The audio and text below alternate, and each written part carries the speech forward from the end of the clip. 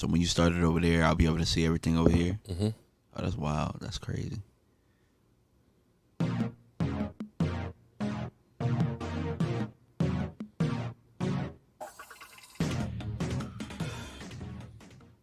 What's up, good people? Mark Holmes here, of course, and as always, with my man Jobu over on the desk. It's Saturday afternoon. We're actually doing a little bit different live stream here because I got my man DMV in the house. And you know always that we are held hostage. Held hostage at the whim of a madman. The whim of a madman. I like that. And as you can see, DMV. What's up, DMV? Man, I'm chilling, man. Chilling Saturday. Ready to talk some football, ready to hang out, man. Well, you know, I'm glad you were able to come by. I really wish you were going to be able to go to training camp. Training camp, we're going to be headed August 1st to training camp for watching the Cowboys. We're talking about practice. I know. August 1st will be actually the first padded practice. I won't be there for that one. I'll be landing that morning, but I'll be there for Tuesday, Wednesday, Thursday, and Friday. And if anybody's there, leave a comment here so we can make sure that this is all working. I've been away for a while, so I haven't used all of the equipment and stuff here. There is Gut Bomber, who just got off work. What's up, Gut Bomber? Gut Bomber. My man DMV, we're going to be doing a whole lot of stuff, I hope, together and things. Right now, we were sitting here before we got the stream started. I changed the title of the live stream because we were just like, this offseason's just been a whole lot of nothing. Yeah, man. A bunch of nothing. This is like Steinfeld, a show about nothing. I mean, seriously, you know, when you think about past off seasons for the Dallas Cowboys, usually we have a holdout or a contract situation, right? Mm-hmm. You know, it was either D-Law, and then it was Zeke, and then it was, of course, Dak, right? Yeah. We didn't have any of that. Or, you know, we've got a coach that should be fired. We did have a little bit of that, but we didn't have any new coaching changes where we say, what's this coach going to be doing differently, right? Yeah, we didn't have that. I was hoping we had that with Kellen Moore, but he's back. So, I mean. And we didn't have any, you know, controversy as far as or bringing in players. You know, there was no Deion Sanders that were brought in and Stephen Jones throwing Jerry against the wall. Although I guess we did have, you know, Jerry Jones's illegitimate daughter. Yeah. But that kind of got swept under the rug. A lot of things got swept under the rug, like our PR guy, you know, rolling out. Yeah. Rich Dalrymple, but I mean, that was kind of minor. Of course, this week, the Black Rifle coffee. I'm just kind of trying to understand something. How much money is enough? I mean, I you know what? That's a question that I look at from my vantage point, and I can say, you know, it's enough what I look at what they've done. But if I'm sitting in their shoes, you know, we talk about things. We talk about expenses, and we talk about this, and we talk about that in our lives, right? Like we just talked about that. Just imagine the type of things that Jerry has to pay or things that he has to do, and you never know what his goals are. Because you never know what his goals are. His goals might be something much bigger, or they might always be bigger. What, as in own the country? Possibly, yeah. I mean, he's got, you know, he had interest in Vegas. He's got interest in stuff in New York. If you look at the whole, basically, Frisco, that whole complex, you know, every couple of months you hear about a new set of buildings that they're partnering with. When we went to the Star, here's what's crazy, and I don't know if it's a good thing or not, but when you go to the Star, you've got the field out front and the big television screen and all that, and when you walk in there, you're immediately looking over at the indoor practice field. And as you go through the bowels of this thing, which is huge, it's tied into the main office building. It'll carry you all the way through. A lot of it's, you know, down below grade and then underground and stuff. They've got the outdoor practice field. So you've got the Cowboys complexes that are looking on two sides, and then they built another building on the other side, which has been leased out to Keurig Pepsi, Dr. Pepper. And they say, don't say Dr. Pepper Keurig. You got to say Keurig because Keurig's a bigger company. And so it's all about the money. In fact, you look at, you know, Dak is doing his camp from the Star. Yesterday and the day before, they were doing Lane Johnson's offensive lineman, whole camp for them, which is kind of crazy that you got Lane Johnson going to Dallas and using the star. Blue Virus, what's up? Yeah, why can't he go to Philly and use their dump facility? Oh, never mind. But and when you go through the tour, they let you know if you want to rent out the Cowboys War Room for your fantasy football, you got enough money, you can do that. You want to rent out the practice field, you can do that. It's all about the money, and at some point, so you partner up to be sponsored by Black Rifle, which of course helps them. You just think about, I guess you figure Cowboys and Indians and guns and all that maybe that seemed like the right kind of partnership, but you start looking at that, you kind of took a big hit on that one. That isn't the best of looks. And the reality is, do the Cowboys really need that money? But also look at it this way too, right? So obviously Jerry isn't the guy that's going out here and getting these deals. The people that are kind of helping to get these deals are probably getting commissions. So it's like, hey, you go out there, you find these deals, and you get a piece of this. You know what I'm saying? So there are still people under him that are working, that are trying to create something for themselves. So, I mean, you're never gonna if you're that big, you're never gonna tell the people under you to stop looking for money. I guess. I mean, especially if it benefits them. Maybe that's why I'll never be a rich man, because at some point it's like, I'm just looking to be able to take care of myself and my family and all that. At some point you spend so much time trying to make money that you miss out on life. Well, it might not be about money for Jerry. It might be about, I went back because I know that the Game of Thrones spinoff is about to happen. I don't know if you watch Game of Thrones at all. Oh, yeah. Yeah. That last season seemed like it was rushed. Yeah, definitely. It was just like, okay, the end of the show is here. Let's just get this shit over. And it was just like everything, what should have taken like 2 seasons to go through. I mean, how do you kill the White Walkers and now all of a sudden we're going to war with, what's her name? And it was just kind of like, there's no way. It's just too much. It was too rushed, yeah. Yeah. But my thing about Jerry is Jerry's building his own King's Landing out in Frisco. You get what I'm saying? It definitely is. You get what I'm saying? So when you look at it that way, you're just like, it's not about money. It's about how much of this can I own, and it's mine. And you know what I'm saying? It's about building a kingdom. It ain't about money. It's about power. That's a good analogy on that. I hadn't thought of it that way, but it truly is. I mean, and the thing about it is I wonder, does that actually hurt the Cowboys? Of course it does. Because, you're the rich kids.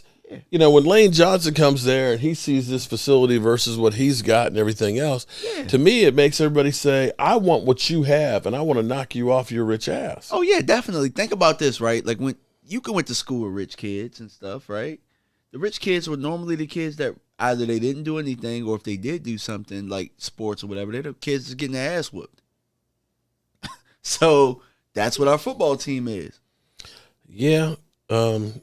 Mark, I hear you, Mark. It's just that right now, and I don't. The thing is I got to be careful what I say, because it's really easy to start controversy, and I'm not trying to bring it into politics. I was just bringing it up, and I'm not going to go one way or the other. Everybody's entitled to their own opinion. Believe it or not, most people don't think people are entitled to their own opinion on stuff. But I wish we could actually get back to being able to have conversations about stuff, even if you don't agree. What's up, Hawk? How are you doing, man? Long time no see. Lisa, what's up, Lisa? How you doing? But to me, it seems like, if you're talking about building King's Landing and that legacy, it seems like winning another Super Bowl would go a long ways with that. Yo, the Joneses are the Lannisters. Yo, he's Tywin Lannister. And Steven is Jamie. Yeah. You can look at it that way. Yeah, all right. Can. Well. Yeah. But it's actually, well, yeah. I'm not going to go into Game of Thrones. If you're a big Game of Thrones fan, you definitely know what he's talking about. Yeah. But man. Man. And we saw how all that turned Who's the mountain? Who's the bodyguard? Tyron Smith. Oh, man. Damn. Okay, all right. Remember, they had to build him back. They had to build him back through mechanical parts and stuff. Remember? Yeah, they That's did. Tyron Smith. Yep. That is definitely Tyron Smith. Well, back to this season about nothing. Okay, this is I actually like this theory because that's exactly what this season has been. Everybody has been scrambling because the Cowboys usually are the gift that's always giving because there's usually some kind of controversy. Nobody, we haven't had a Tyrone Crawford, at the bar where he's basically got 20 policemen hanging off of him and throwing them away. We haven't had a Zeke Elliott, in Vegas. We did have controversy, but it got swept under the rug. Boss Man Fat.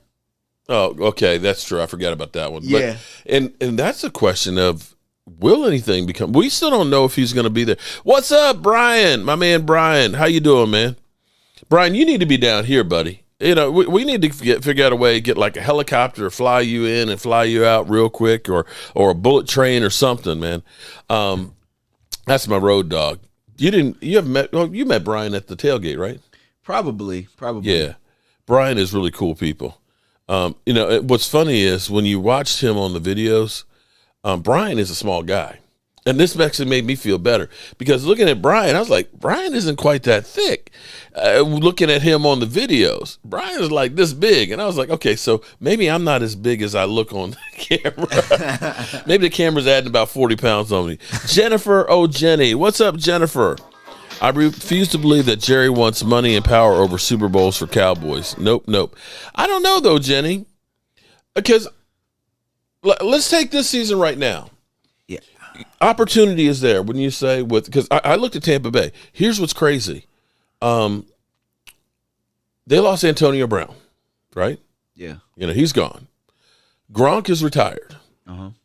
And Chris Godwin, he tore his ACL. They said, there might be a chance that he can play the first week, but, more than likely he won't. Tom Brady had 380 yards passing that game. Those three guys were 320 yards of it. Woo! Let me say that again. The next highest of those three from that game we played against Tampa Bay, Leonard Fournette was the next highest receiving yards with 27.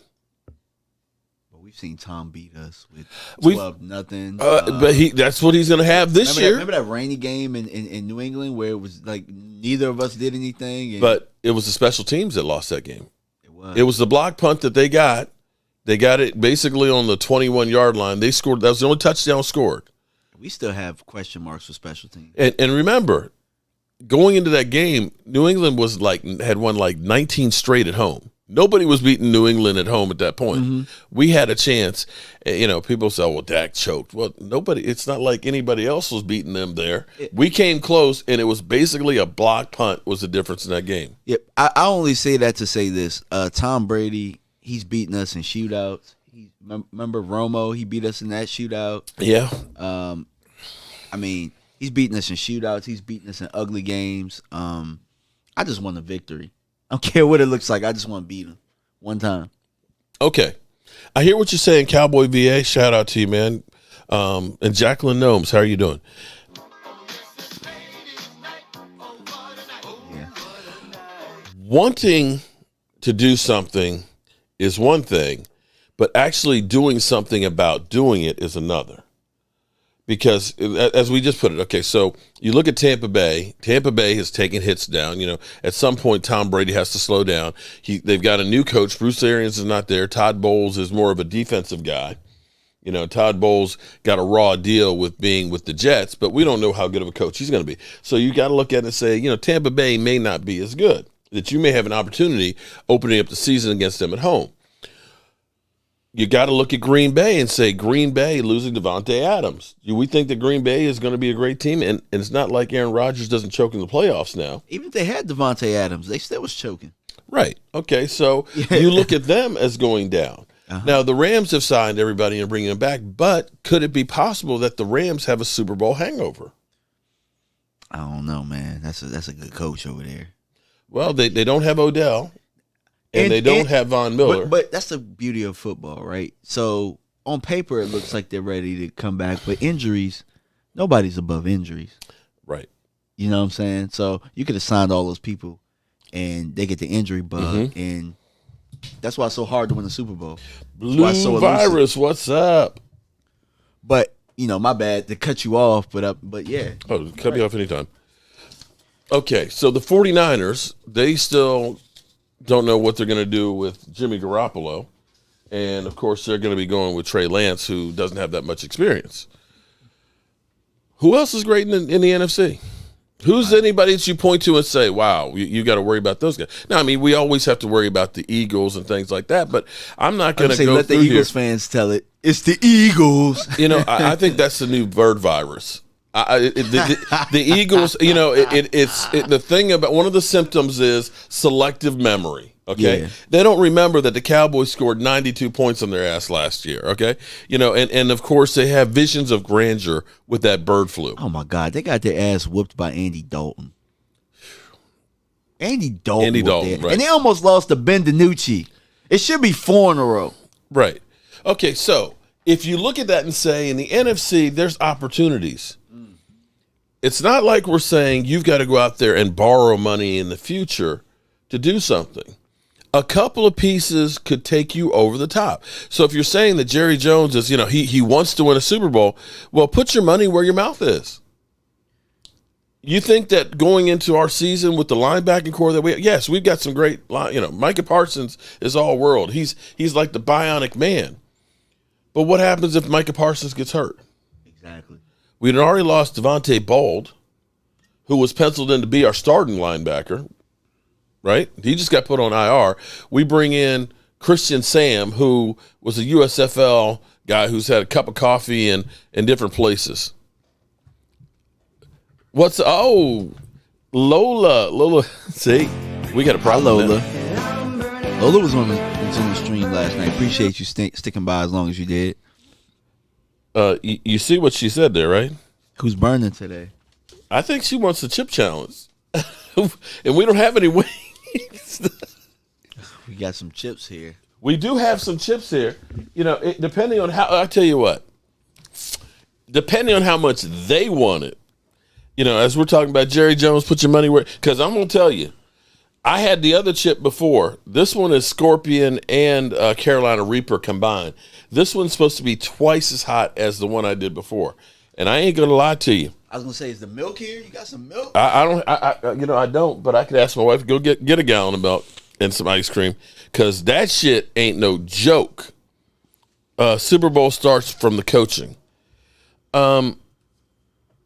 Okay. I agree with that. I definitely agree with that. Your coaches have to put you in a good situation to where you can execute. Coaching has been the difference in some of these situations. In a lot of these situations, I mean, it's no mistake that Bill Belichick, even though he hasn't been there without Tom Brady, but when he had those pieces, they made sure that they kept getting back there, and it's no small feat, Dan Barkley, I don't remember seeing you in here before, but he says, how many MVPs has Dak won in 6 years, and how many playoff wins? Well, how many MVPs has Aaron Rodgers won in the last 6 years? He's won 3, right? Something like that. How many playoff wins has he gotten in that time? Now, he's gotten 2 NFC championships or 3 and lost. And here's a bigger question. Yeah. No, let's be realistic here. With the way the team played last year, do we think it was the quarterback's fault that we didn't go to the Super Bowl? Do we think that we could have brought overall? Overall, yeah. No. Because I don't think he necessarily played well in the playoff game, but Aaron Rodgers played worse. So, I think we could have won with the way Dak played? Yes. I think here's a question that I have, though. And see, this is where it's kind of people won't give you this or not, but how much did injuries and lack of being able to practice going into the season affect Dak? If Dak had been fully healthy going into the season and actually having a full off season, wouldn't he have been better than what he was? He did not. Remember, this time last year, I thought he was good. I thought he was great for, remember, training camp. The first week of training camp, he had the shoulder that was about to drop off, and they wouldn't let him throw for how many weeks of training camp? Yeah. He didn't play in a single preseason game. then he gets the calf injury against New England, and we know that the other shoulder was bothering him. Is it conceivable that, like everybody else between Zeke and Tony Pollard and the offensive line, that he was injured and not playing as well as he could have? I'm going to tell you this because he played well injured, right? Mm-hmm. I don't think Kellen Moore did him any favors in that play. Oh, he didn't. So that's what I want to preface it by. Like, while I say I think he played bad, I mean he was running for his life the entire time. Kellen wasn't adjusting. Mm-hmm. He was out there by himself. He's with Kellen Moore calling plays. There are times we're in tough situations and tough games, and Dak is out there left with these plays, and he's out there by himself, trying to make things work, trying to make things happen. Paul Mancini, I think you hit the nail on the head. Dak lost his mobility and lack of escapability after the calf injury in October and wasn't the same the second half of the season. I agree with that 100% because one of the things that Dak was always really good at was once he got outside of the pocket of being able to hit guys. And too many times when I would see him out in the pocket throwing, it seemed like he was off the ground. It was like, let me get off the ground so I'm not putting any strain on that calf. And we think about Michael Gallup, who strained his calf. What did he miss? 7 games with a strained calf? Something like that. Dak missed 1, and he ended up doing the blood platelets where they put it in the centrifuge and they re-injected in the knee to try and promote healing and stuff. So it's not like he wasn't dealing with some stuff. I mean, and I'm not trying to make excuses. The fact that he got 37 touchdown passes was only 10 interceptions. I think it was good. I think he was good enough, personally. You know, I mean, sure. I mean, I put out a video a long time ago, and people told me I was crazy, and the Cowboys was like, "Oh, he's healthy. He's healthy as a horse or whatever." I'm like, look at the difference in how he's throwing and how. Like, he had to change up his throwing motion. Mm-hmm. He definitely had to do that. So if you guys get a chance, go back and check that out because I did do a video on that. But he found a way around it. Like, I don't know if you remember. Do you follow basketball at all? A little bit, not much. I don't know if you remember when Kobe Bryant was living in the finals one time. He broke his index finger, so he wasn't able to rotate I remember that. the ball up, and he had to start rotating with his middle finger. That's all Dak did with his calf. But he still was able to manage, put up good numbers, put up good games. I mean, he killed our division. I mean, we weren't talking about no calf in them games. Yeah, true. You know? Alan says if Dak was good, he would have won a Super Bowl. It's been like 6 years already. I mean, all right. Well, what about all the other guys? So let's talk about these young guys y'all love so much. And I say y'all, but meaning like the media and everything. Like, what the hell is homeboy in L.A. one? Not Stafford, but the other one. Damn. With the Chargers. Yeah, Chargers, yeah. You know, that's they what got him above Dak. What the hell is he want? And he lost to Dak, by the way. Yeah. The Chargers lost at home against the Cowboys last season. Yeah. All right. Since the Legion of Boom has broken up, what the hell has Russell Wilson done? Y'all gonna call that out? Because Dak beat him in the playoffs too. But he's got a ring though, even though he only threw 22 touchdown passes that season. I mean, does that get you a mulligan? Well, as Cowboy B.A. said, it took Elway 14 years.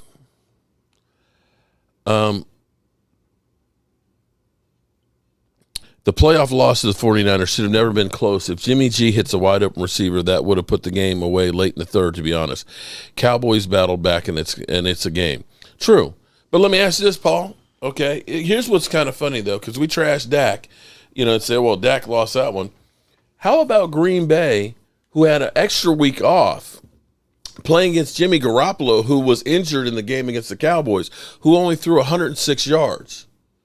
Aaron Rodgers did not get into the end zone. I tell you what, there ain't no quitting my quarterback. There ain't no quitting Dak. I seen Aaron Rodgers quitting that game. Y'all can say what y'all want. He quitting that game. We killed that. Why doesn't anybody kill Aaron Rodgers for the very next week, having an extra week to prepare for it? Okay, an extra week of rest. Didn't even have the yardage or the touchdown passes that Dak had. But see, Allen says Chargers quarterback is in his second year. Dak has been getting that same hate since then. Geez. He's been getting that hate since then. If he could have the career that Dak has had at this point right now, it would be a success. Because Dak, in his second year, pretty much, I would say his accolades were better than his. There you go. Big Sir. Okay, there you go. Big surge. Dak had 270 yards passing with a passing TD and a rushing TD, and that was with the injured Tyron Smith. And keep in mind that Tony Pollard and Zeke had 52 yards combined. And they were both on peg legs, too. That's what I'm saying. But people won't look. They'll just look and say it's just Dak Prescott. And if it was a case of if we just got a different quarterback, we'd win the Super Bowl, I'd say do it. But changing quarterbacks is not going to take care of the problems that you have. And see, that's the problem with Dan Barkley says. Rodgers has a ring. Who cares? No, that's you dismissing what we're talking about. They lost to the same team, and he looked worse. That's your MVP over the last 2 years. That's the problem with that type of thinking. Same team beat us both. Yeah. Well, it was funny because we actually had Cowboy fans that actually said, "Oh, well, he was playing in the cold."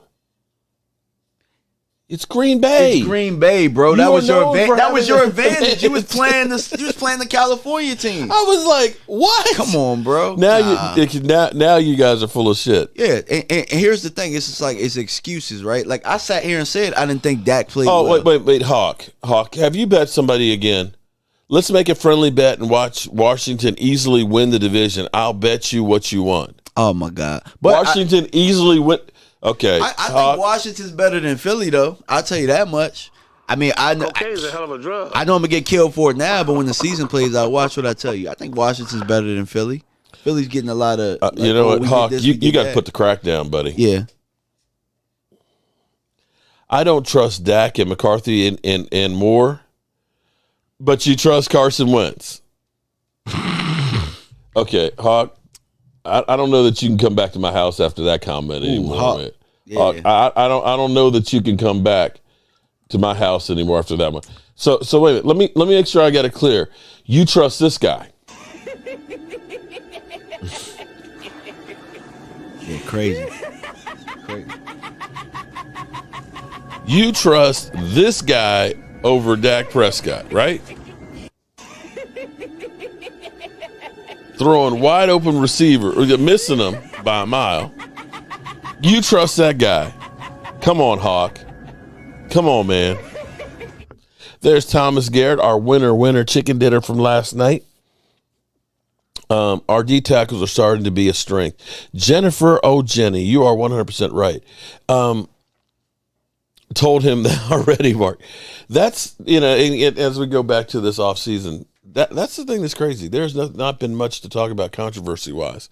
Or at least, like you said, it has been short-lived. The only thing has been Kellen Joseph. And Kellen, we still don't know if he's going to be suspended or not. We don't. But you want to know something crazy? What's that? Normally, when things like that happen to players like that, they focus, they bunker down, they get quiet like he does, and they have outstanding careers. Or they use that.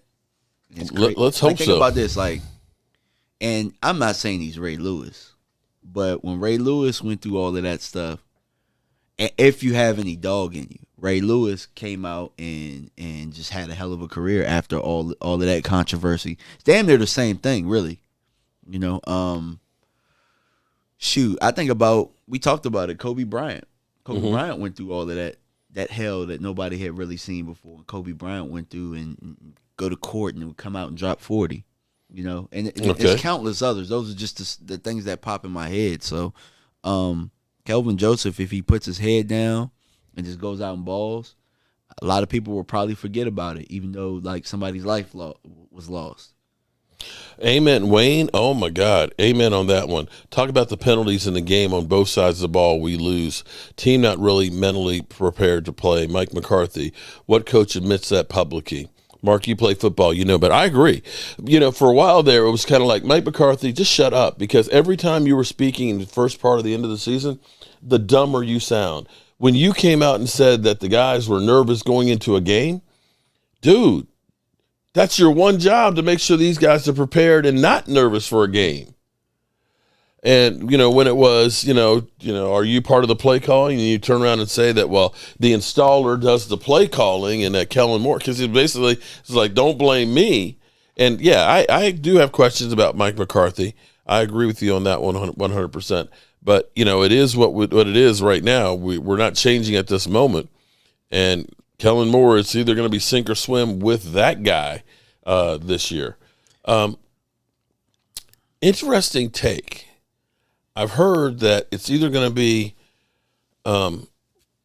Semi or Vasher, that those two guys are both fighting out for the last roster spot at wide receiver. Yeah, and I wasn't high on either one of them, but I heard I'm Vasher. You can't teach 6'6", so if you could use your 6'6" and help us, you know what I'm saying. I really, if it was like they're both even, I'd rather have the 6'6" guy.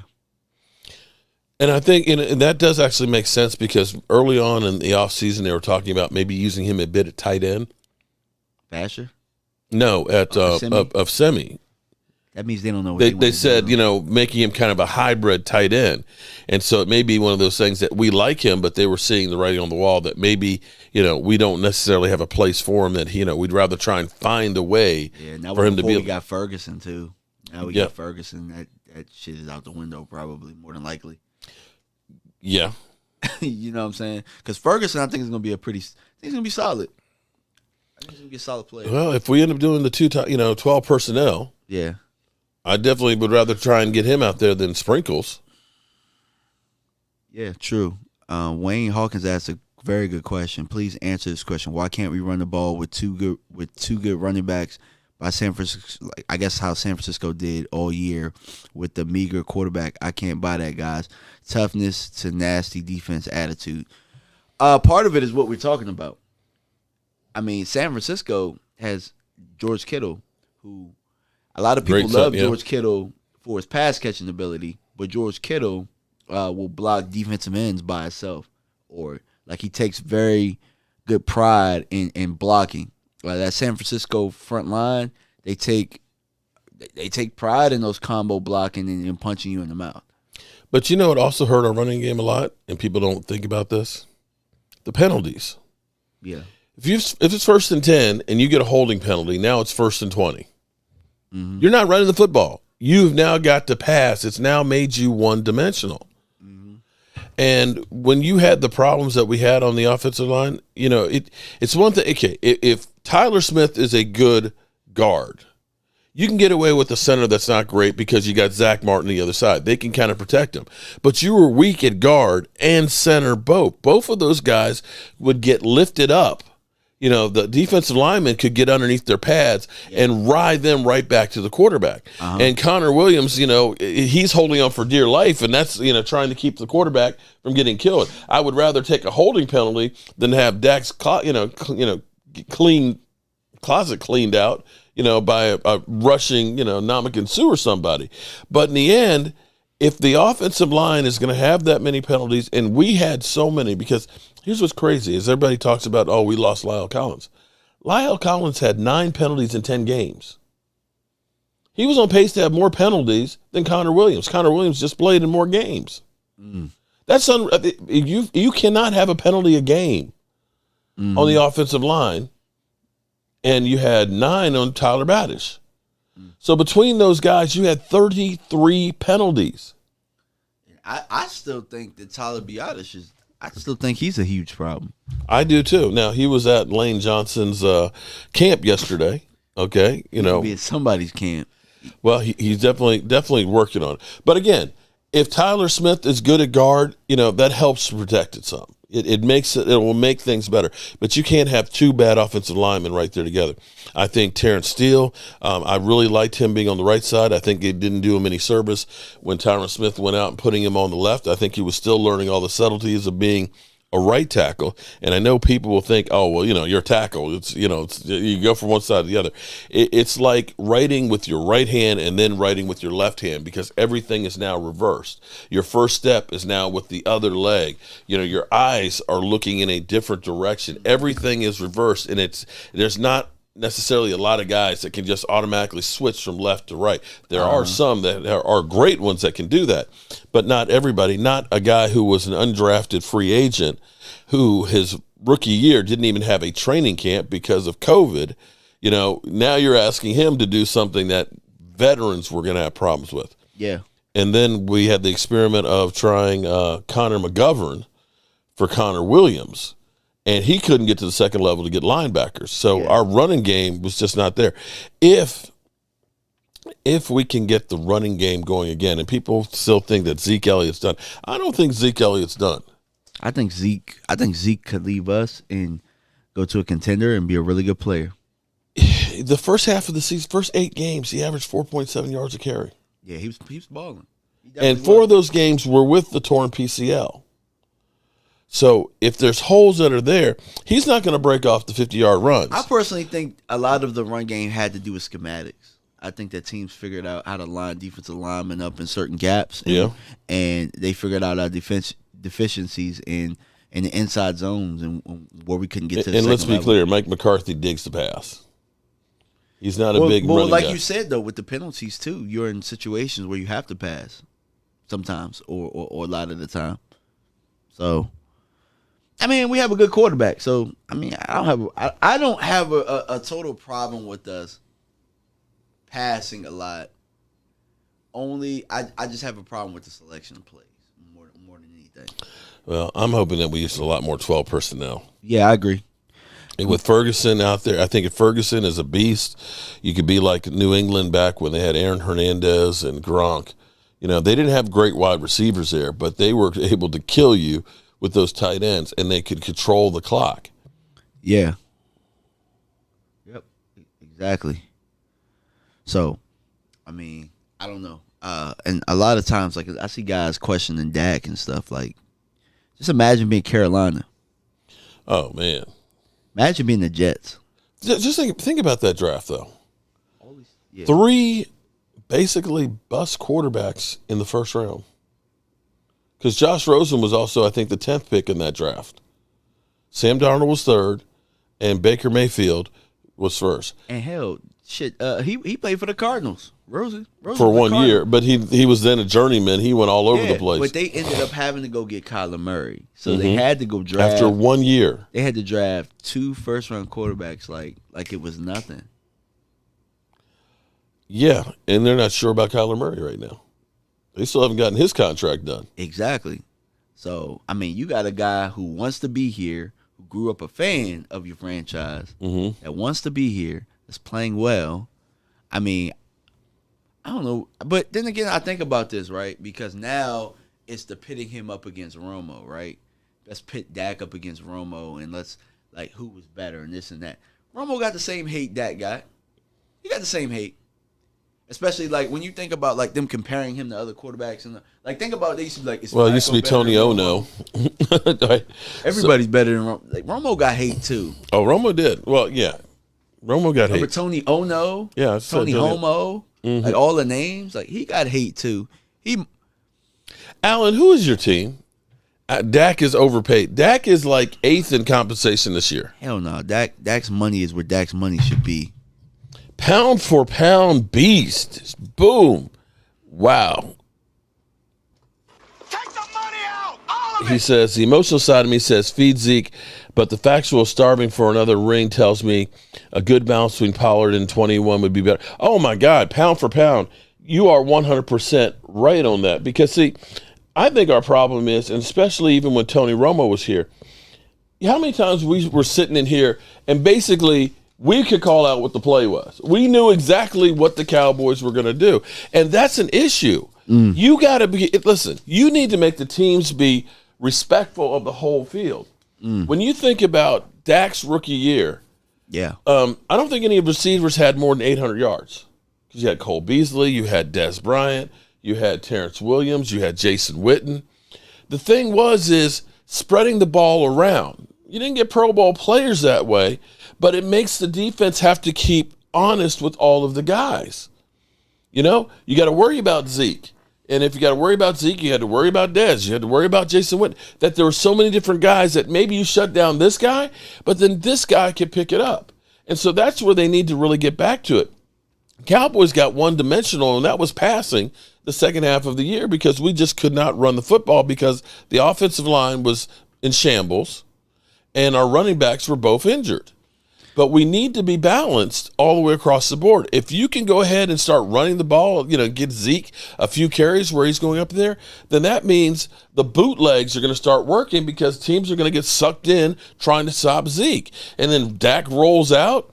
He's going to make basically the cornerback put on an island. Either I'm coming up to stop Dak or I've got to cover a receiver. And it's a no-win situation. That's where you have advantages. But if the defense knows what you're going to do, then it just becomes man versus man. And in the NFL, there's not a lot of difference between players in the NFL. They're all great. And that's where I always love 12 personnel.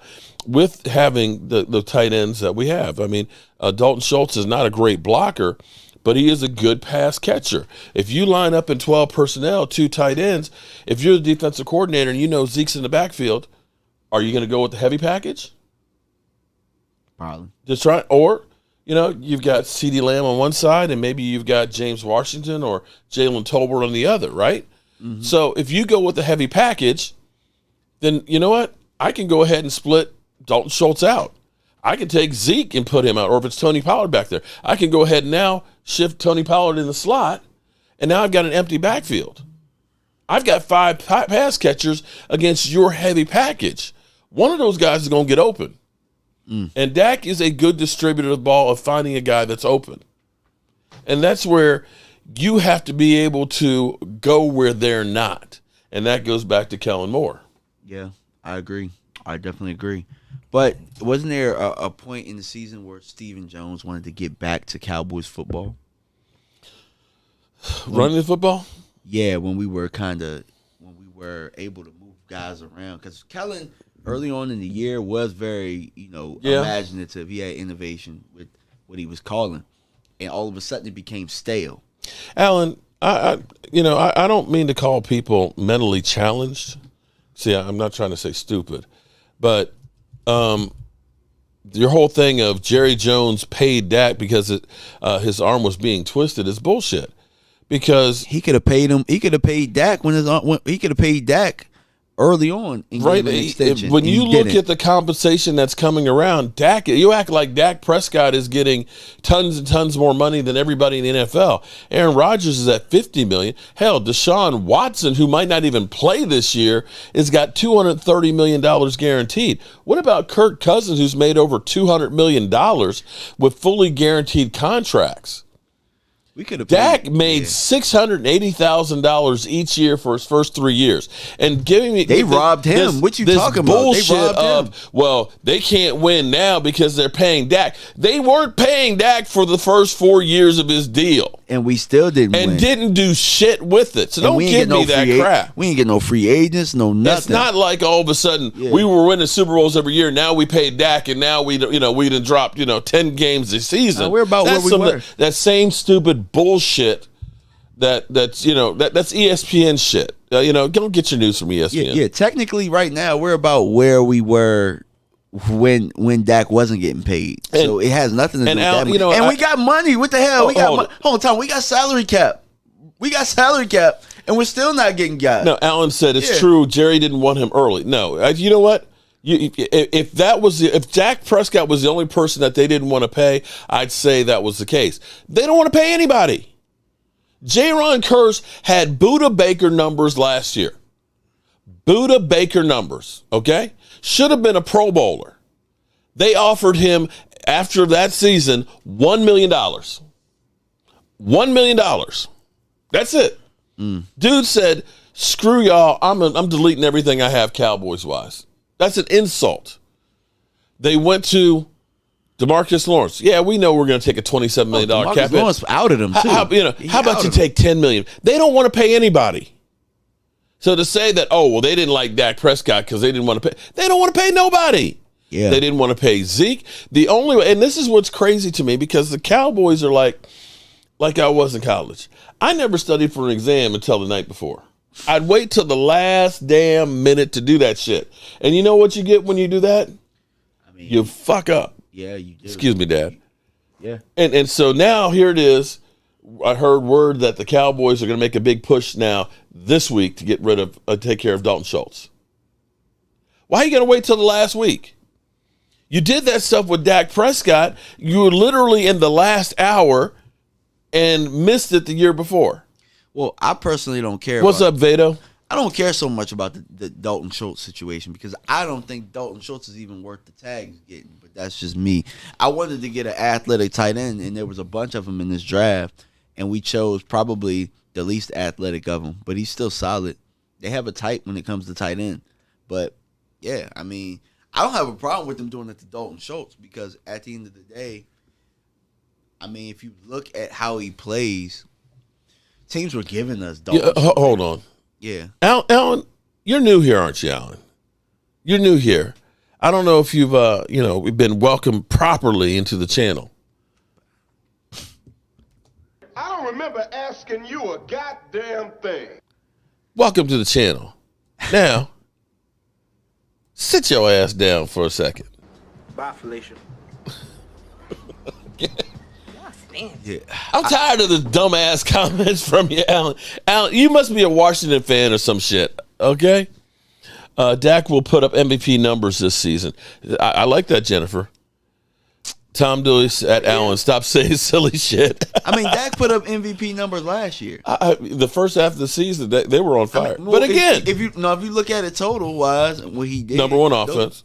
He had the same amount of touchdown passes as Aaron Rodgers. We had 12 wins. Yeah. 37 touchdowns, 10 interceptions.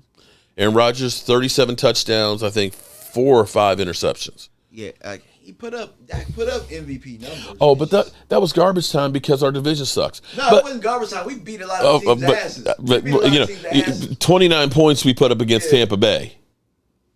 True. 29 points put up against Tampa Bay. But, it's funny because Aaron Rodgers playing in an elite division? Hell no, they worse than us. They played the Lions twice. They worse than us. They played the Bears twice. Some normal guy. And they lost actually to the Vikings one of those games. Oh, they won't say that though. They won't talk about how bad that division is. That division has been terrible for a long time. Hell, we've owned Minnesota lately. Dalton Schultz wasn't anything until Blake Jarwin couldn't stay healthy. Hopefully, Jake Ferguson makes Schultz pointless again. I'm with you on that one. But at this point, I don't know what the rush is to get Dalton Schultz done. Because it's not like they're using the money. I wouldn't rush to get it done. I mean, I know the price is going to be more next year, but hell, that always happens. Yeah, the price for tight ends because he would be banking Cleveland's guy got $14 million. But he would be banking on the fact that he would have to do similar to what he did this year. If he doesn't, well, you know what? I'm all for having guys having to prove it because you get a guy. Okay, so for example, I know I got a big contract. Worst case is they cut me and I still get paid because I got guaranteed money. Mm-hmm. The onus is not on you to have to perform. You want to perform. You're a competitor. But if I have a bad year, oh well. But see, if you're a guy like Carlos Watkins was last year and I'm on a 1-year deal, I've got to make sure I play to try and carve out a spot either for here or elsewhere if I want that contract. Yeah. I'm all for people having to have competition and having to worry about their job. Mm. When you have to worry about where am I going to play next year, you're going all out. Yeah, you are. Definitely. And so for Dalton Schultz, okay, I'm all right. You're on the franchise tag. You want big money? Show us you're worth big money. I don't think they're going to be missing much if he does hold out. Well, that's why I don't think he's going to hold, or he's not. And you got Ferguson to see if is he going to be the guy. The one thing I will say about and this may be. This draft to me was more substance than sizzle. And people will go through, the Cowboys didn't really help themselves. But see, everybody loves the CeeDee Lambs, and they think about, how that's a game changer. But you don't really realize it's really the Tyron Smiths that win you the games. Mm. It's all those unsung heroes. The biggest problem for me always has been with the Cowboys, it hasn't been the offense. It's always been the defense being able to stop the run come crunch time. Yep. And being able to get pressure on the quarterback. You go back to those games with Aaron Rodgers that everybody says, Dak lost to Aaron Rodgers. When Aaron Rodgers goes through and makes a miracle pass, their offensive line gets away with holding, and somehow they come down with a catch that there's no way in God's green earth that should ever be able to be caught. I don't know how you can blame that on Dak Prescott. All you need is the defense to get one stop. Do you think Matthew Stafford gets that Super Bowl if the Rams didn't stop him down there on the goal line? No. Blue virus. That's the difference of us going on and not going on. Think about when we played the Rams before in the playoffs. Here it was, 4th down. We get the stop against Jared Goff. Jared Goff runs for it. Sean Lee and Jeff Heath don't get him before he gets the 1st down. We lose. Yeah, and I don't know why people say you can't compare him to Aaron Rodgers. Why can't you? So what? He got a ring. He got MVPs. They played against the same team and got their ass whooped the same. I mean, forget that one Super Bowl. You look at last year versus the two of them. Yeah.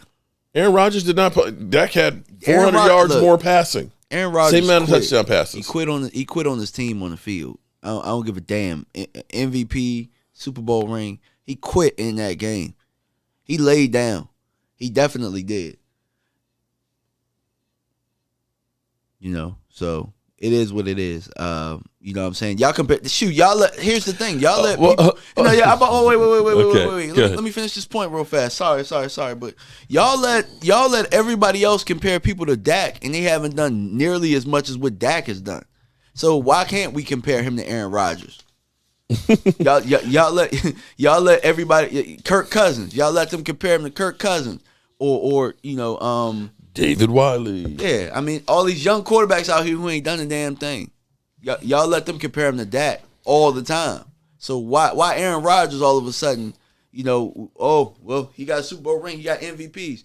Well, damn it, he had a playoff game last year and he quit. It is what it is. Sorry. I had to get that out no there. problem at all. No. We got the Dak Prescott haters in here. They're saying Dak ain't nothing but a thing. Dak going to take MVP in 22. I'm trying to see where the comment was, but he said that Matthew Stafford gives him a lead and the defense protects it. Okay, how many times has our defense protected it? Here it is. We've had our defense has gone through and usually gives up a lot of big plays early on. This playoff game against San Francisco, we started in the hole. We did. We started in the hole, and the defense played well enough to win. Like I said, in my opinion, I thought defense 14 penalties. I thought Kellen Moore really let us down in that playoff game. That's just me. Can somebody tell me what Hurts' playoff numbers were? Ooh, okay. Yeah, he asked me. Yeah, Philadelphia had a nerve to ask me. Act like I was going to get back to it, but he had a nerve to ask, did I really say the Commanders are better than Philly? Y'all got Jalen Hurts at quarterback, bro. Like, you got Jalen Hurts at quarterback. It don't matter what y'all add. You can't throw, bro. You can't throw. I tell you the funniest thing, because Philadelphia actually sent me an email. And it was, if Jalen Hurts plays like he did in OTAs, they're going to the Super Bowl. If he plays like they did in OT, you mean when there was no pads, no live action? So that's basically fantasy football there, buddy. Flag football. Yeah, Game Changer asked, if I had a choice, would I take this year on the Cowboys, A-Rod or Dak Prescott? I'm taking the younger quarterback, to be honest with you. I'm taking the younger quarterback. I'm taking Dak. If it's just for 1 year and neither one of them will play again, I probably would take A-Rod. I have Rodgers above Dak on the quarterback list if you have your top list, but I mean that's about it though. It really ain't that far of a gap if there is one. You know what I'm saying? I mean, what are we talking like? I mean, it really ain't that far. You know what I'm saying? I would rather take the younger guy, in my opinion. Because, I mean, if you look at it, it was the same damn result. Y'all would be complaining if Dak was winning MVPs and not and getting blasted at home. True on that. Jalen Hurts' playoff game, his one playoff game, was better than Carson Wentz. At least he made it through the game. Yeah, facts. He was 53% completions, 258 yards, 1 TD, 2 interceptions. Yeah, I don't think Carson Wentz has a touchdown pass. Oh, no, he only played like a quarter. And he had one job, and that was to beat the Jacksonville Jaguars to make the playoffs, and they lost. I tell you what was hilarious to me is the revisionist history of the Washington Commander fans. Rio was all of a sudden, he is on board where Carson Wentz is going to be the one that's going to take him to the promised land. And I feel like, we've been there before every year with Washington, that it's always a new hope, from RG, well, actually from Donovan McNabb to RG3. Mm-hmm. I won't say that they really had that much hope in Kirk Cousins, but once they got rid of Kirk Cousins with Alex Smith, it's like, oh, Alex Smith, he's been successful everywhere he's gone. Yeah, that's look what he's done, and then, of course, it was, Ryan Fitzpatrick last year. Oh, everybody thought that Ryan Fitzpatrick was going to bring stability to them. He couldn't get out the first game. Facts. That's just how Washington does their quarterbacks, man. They can't develop anybody, so they go and get older other people's, like, when they're kind of done. You know how when we went and got Drew Bledsoe, that's what Washington does with their quarterbacks. Yeah. Interesting thing, Allen, who's back off of timeout. You realize that basically the season that Dak Prescott and Pat Mahomes had last year were about the same. You realize that, right? Yeah. They had the exact same number of touchdown passes, 37, but Pat Mahomes actually had 13 interceptions. Dak had 4,465 yards. Pat Mahomes had 4,839.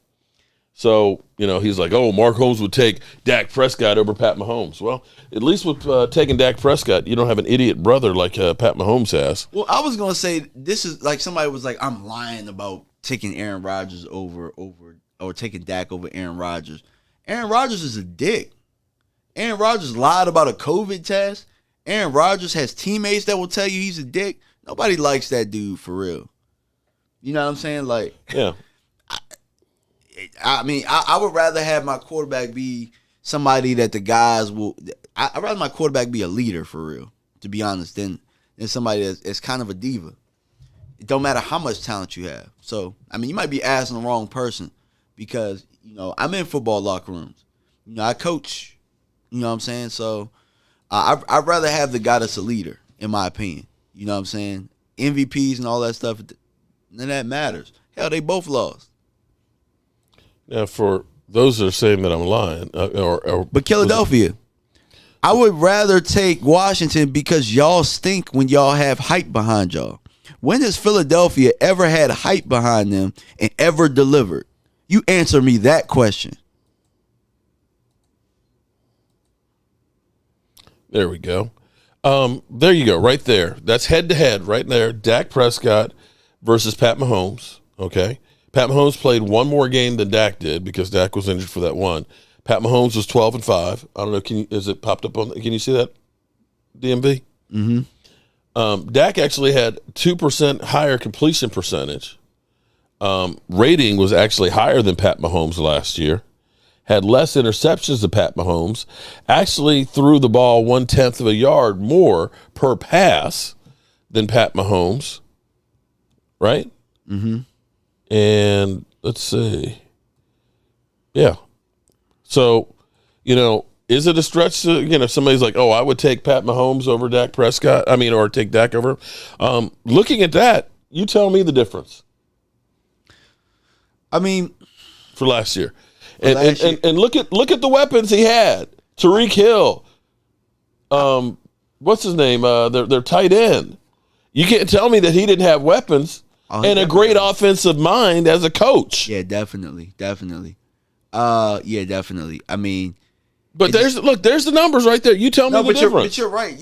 And that's where we go back to the coaching matters. Andy Reid is just one of the best coaches that there is. He's a better coach than McCarthy. Better coach than Kellen if you had Moore. a choice, nobody's taking Mike McCarthy over the Walrus. Nobody is. You never would.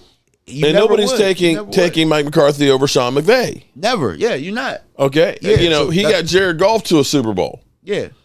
Fact. So yeah, true. Now look at Jared Goff now. Y'all gonna say Jared Goff is better than Dak now? Yeah. Well, some of them will. But that's the number right there. That's what they were saying though, because I saw that comment in there.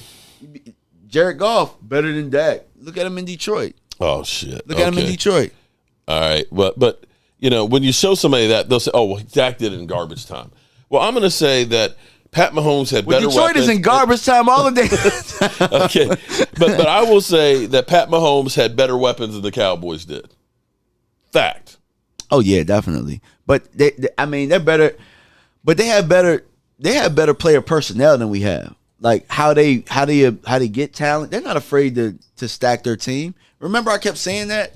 Like I kept saying, like, why can't we get more running backs, or why can't we get a tight end that's athletic? They're just better at it. Andy Reid knows what he wants, and he knows how to use it. Here's the thing that they lost. The Rams lost Jefferson during the season. What do they do? Well, let's go out and get Odell Beckham Jr. Right? We'll never do that. Odell Beckham, he's too big for the locker room. We gave up draft compensation for Von Miller. They gave up a third-round pick, wasn't it, to bring him in there? Yeah. They said, we're going all in on the season. We'll give up a third-round pick, even though we know that we're going to have to pay him at the end of the year.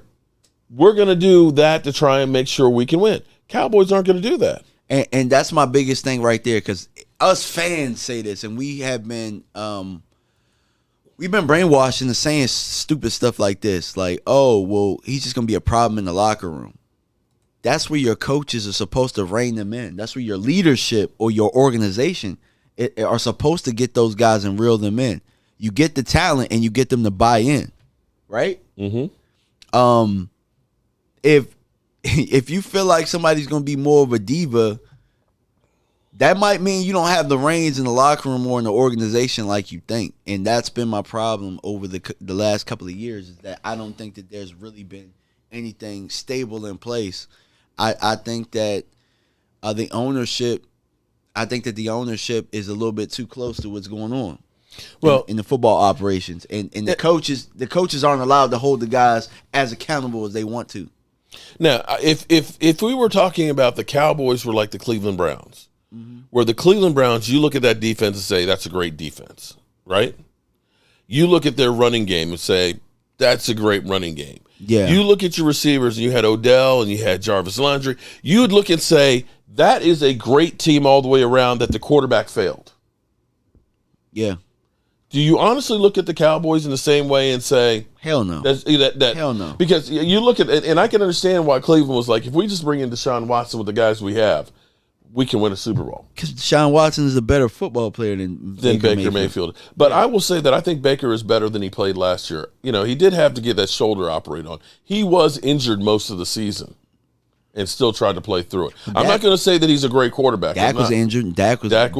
playing well. Dak played a whole different level. Well, he played way better than Baker did. So, yeah, I mean, but you never know how severe his injury was, so I don't want to compare that to that. But, I mean, I think Dak is a better player than Baker. So I'm gonna pop another one of these on here too, because people are saying, how dare you compare Dak Prescott to Aaron Rodgers? But take a look at the numbers here. The difference in Aaron Rodgers, they like how sexy it looks, how when he throws and all that. They care about that stupid ass. Take a look at it.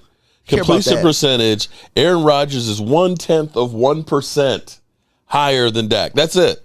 Dak threw for over 300 yards more. They had the exact same number of touchdown passes. Their ratings were both great. I mean, Aaron Rodgers was 7 points higher, right? Mm-hmm. And Aaron Rodgers threw 6 less interceptions.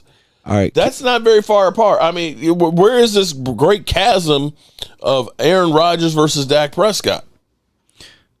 I'm sorry, I don't see it there. Mm-hmm. I don't either, but I mean, and they both lost. I say I don't see a huge gap. I think he's better than Dak. Don't get me wrong. I agree. I think he's better. I don't see a huge. But you would think that it was, Aaron Rodgers versus Daniel Jones. The way people talk, Dak is trash.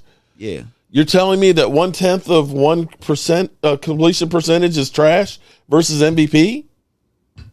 I mean, I'm with you. You know what I'm saying? Like. It is what it is. If we threw any of the top 10 quarterbacks up against Dak, they would say that they're better than Dak. Any of them. And they would say that there was a huge gap. But sometimes you just can't listen to that type of stuff. It is what it is. They don't want to see facts. They don't want to see stats. Even though I'm with the whole stats don't win games. We won 12 games.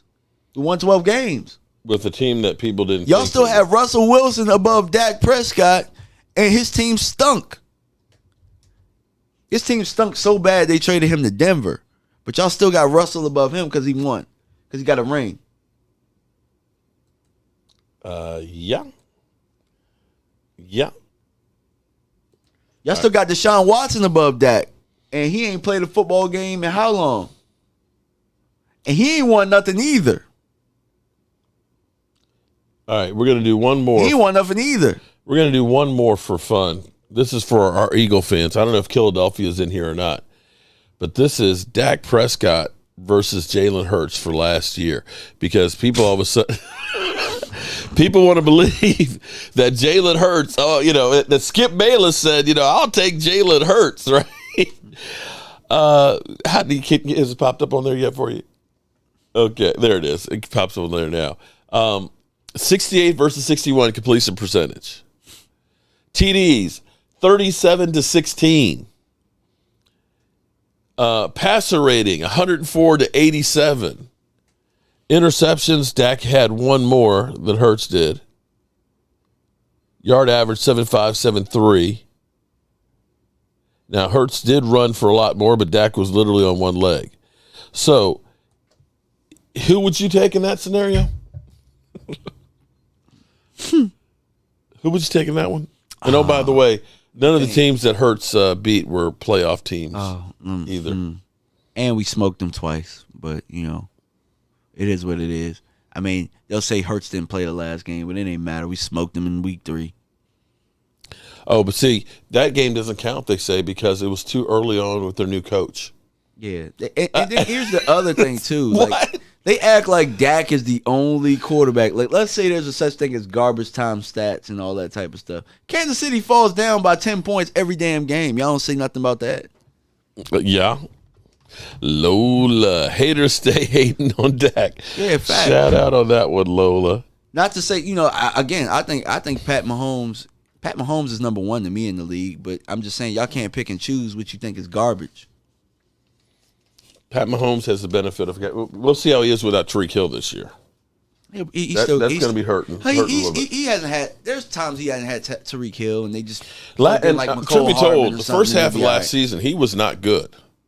He came on the second half. First half, he came on really. He came on really strong during that time, though. Yeah, he was the reverse of Dak. Dak was great in the first half, and then the injuries caught up to him.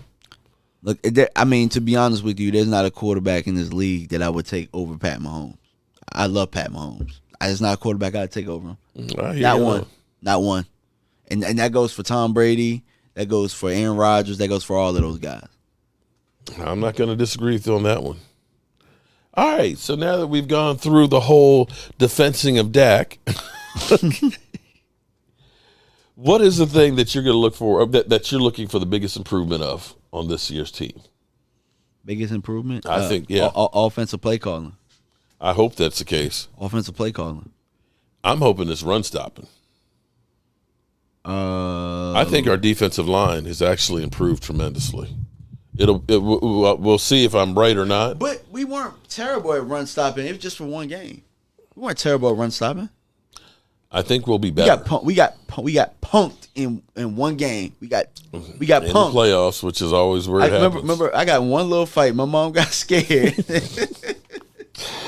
Oh, rude with my auntie and uncle in Bel Air. Okay. All right. If, my thing is this, and I've seen it too many times.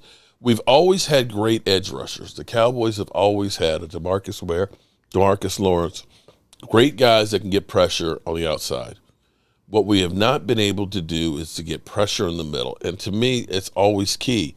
Because a quarterback can easily step up. And if a quarterback can step up, you got a better vision of the field if there's nobody there in the middle.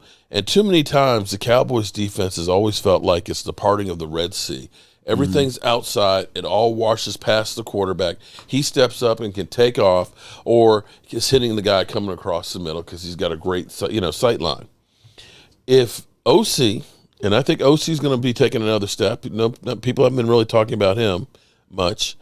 And, of course, the Canadian Bulldozer. You know, I'm sick and tired of looking at workout videos because everybody sees the workout video and thinks, "Oh man, they're back." It's different when you put on the pads. Yeah, facts. I mean, you're only doing your job. Like, just imagine, like, I mean, you kind of do that anyway. Like, imagine everything you did in the wood shop that you did a video for, but you kind of going live when you do it. But I mean, them working out and being in shape, that's part of their job. It's their job. But some look better than others. Now, Gallimore, he looks like he's still big. He still looks heavy, but he's moving even quicker. There's going to be a lot of speed on this defensive front on this team because, of course, we've seen Micah doing the running. I mean, he's got to be one of the fastest linebackers in football, if not the even fastest. that. He's one of the fastest players in the league, period. And I think Sam Williams could make an impact because there's going to be so many guys to worry about. I think that if they can use Micah Parsons as the wild card, where he's sometimes the middle linebacker, sometimes he's coming off the edge, sometimes he's lining up in the A-gap, where quarterbacks have to come out and say, where's Micah? We've got to make sure that he's not the one to get it. D-Law actually having an off season where he's not recovering from an injury or hurt feelings or, contract situations or anything like that. He ended up going to training camp last year on the PUP list because he had back surgery again. The year before that, was it shoulder? I think it was his shoulder the year before that. So it's been like every year he has not been going into camp in great shape. He's been able to do everything from the captain's workouts all the way through. And I'm thinking and hoping that he's going to be motivated to really play well. And if he plays well, along with Micah, and you can get a push from Neville Gallimore, Carlos Watkins, OC, and with John Ridgway, who's talking about, busting some heads wide open, cracking skulls, kind of like Mike McCarthy was smashing the watermelons. You could actually get a good defensive presence in the middle of the field, and you could end up getting a lot of sacks this year. And I'll tell you what. And forcing a lot of turnovers. There's a free agent that. Oh, is he more than $1 million? I know we're not going to do it, but Law brought it up. I mean, every defensive line he's been a part of, he's made them better. I wouldn't be against a 1-year deal for Ndamukong Suh. They're not going to sign him. They wouldn't, but I'm just saying that's the type of move you got to do to get over the hump because that's somebody that knows how to play in the playoffs, knows how to bunker down when they need to. You know what I'm saying? Mm-hmm. He's somebody that has that experience. A lot of times we don't have those type of guys that have that experience in those San Fran type games. San Fran, believe it or not, they had a lot of guys with experience. They had a lot of guys with experience in that atmosphere, or they knew what was on the line. Like Mike McCarthy talked about guys being nervous. San Francisco, they were just a year removed from being in the Super Bowl, right? Because they had a bad year, right? Yeah, they had a bad year, and then they played Kansas City, so they had a bad year because of injuries, though. So a lot of those guys had experience. That's why they were able to take it to us like that, and to Green Bay. Oh, I agree 100% on that one. I see Rama Lama, long time no see. Congratulations to you, man. The defense has been completely revamped. I have to agree with you on that. I think the defense, for once, can help lead us, especially early on in the season before we get Michael Gallup back, that you're going to want the defense to be able to lead us. And, if you go back to the Cowboys' DNA and you'll say that, oh, well, Dak, you can't compare him to Roger Staubach and Troy Aikman and things. The thing you have to understand that the Cowboys had in those Super Bowl wins and all of them, it's great defense. We had the doomsday defense in the 70s. I don't think we're that far away from it. Well, I think it's possible. Like I said, if we get the speed that I think we're going to be able to get and the push in the middle, it's going to be difficult for quarterbacks to get that ball out of there. Yeah. And, if I'm Dan Quinn, I have to be excited as could be to think about the combinations of things I can do. When you got a Micah Parsons out there, oh, my God, that opens up everything. Yep. Philadelphia. I'm saying Washington is better because Philadelphia stinks under hype. You talked about I only got 5 years of span. What did they say? Super team? Super team? What did Vince Young say? Team. That's past 5 years ago, brother. He said, Dream Team. Dream Team, yeah. That was a strike year. I think that was 2012. Oh, yeah. They stunk then. Oh, he called the Dream Team. Yeah. And that was literally last year for Andy Reid. in with the Eagles because it was so bad. They blew that team up and brought in Chip Kelly. Dream Team. This reminds The us All-Star. exactly of the Dream Team, doesn't it? Yeah. This is Dream Team. The All-Star team. Yeah. It's kind of like Miles Sanders. I think they're trying to convince themselves. Yeah. Because I mean, what have they done? They don't got Donovan McNabb not going to help you. Well, hell, it wasn't even Donovan McNabb. It was Jim Johnson, y'all defensive coordinator. I know your team better than you, Philadelphia. Ooh. I know your team better than you. What's up, Boss Cowboys? Y'all had a top 5 defense damn near every time when y'all went to those NFC championship games and threw a bunch of screen passes, 1 million screen passes because Donovan McNabb couldn't hit nobody. Oh, Lord. We got VJ in here. Yeah, you know what I'm saying? Like, real hate, man, that's like an art form, man. VJ You know, sing? It's like, you like a born VJ is truly a lot of cats think man, I'm a hater. I'm mad at everything, man. You know, brother got a nice car, man. Why you got a car, man? I only got one car. Why you got 3 cars or a wife or all that, man? Dallas is clearly scared with all this Eagle hate. I'm so scared after beating their ass 3 times in a row, like whooping their ass, like get off the sticks. Ooh, I'm shaking. I'm so scared for Trayvon Diggs to get another pick 6. Philadelphia says, we've been hyped for 27 years. It did nothing in the playoffs. Washington is even worse. How are you even talking about hype? Ooh, that's a good one. Ooh. You're absolutely right. But I tell you what, though, we done whooped y'all ass 3 times in a row. How about that? Y'all hyped up week 3 and we whooped y'all ass. How about that? Shout out to you, Boss Cowboy. He said he loves the setup here.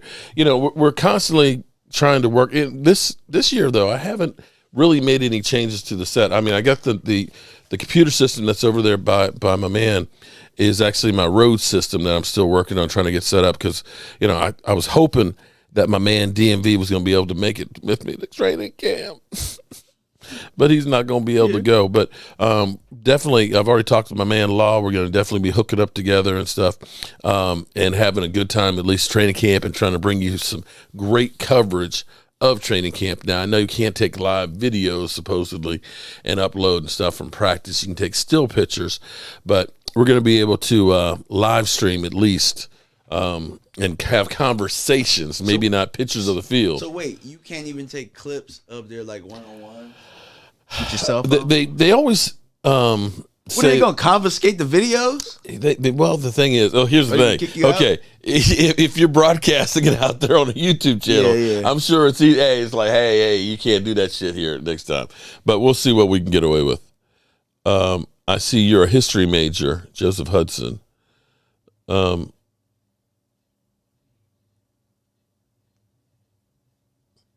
look at the good games Dak had. It was versus backups.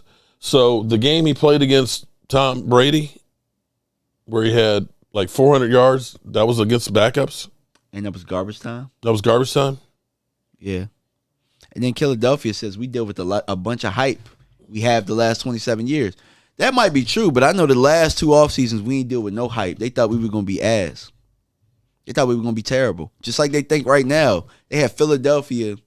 Well, Vegas don't, because I had Philadelphia fans point that out when, you know, it benefited them.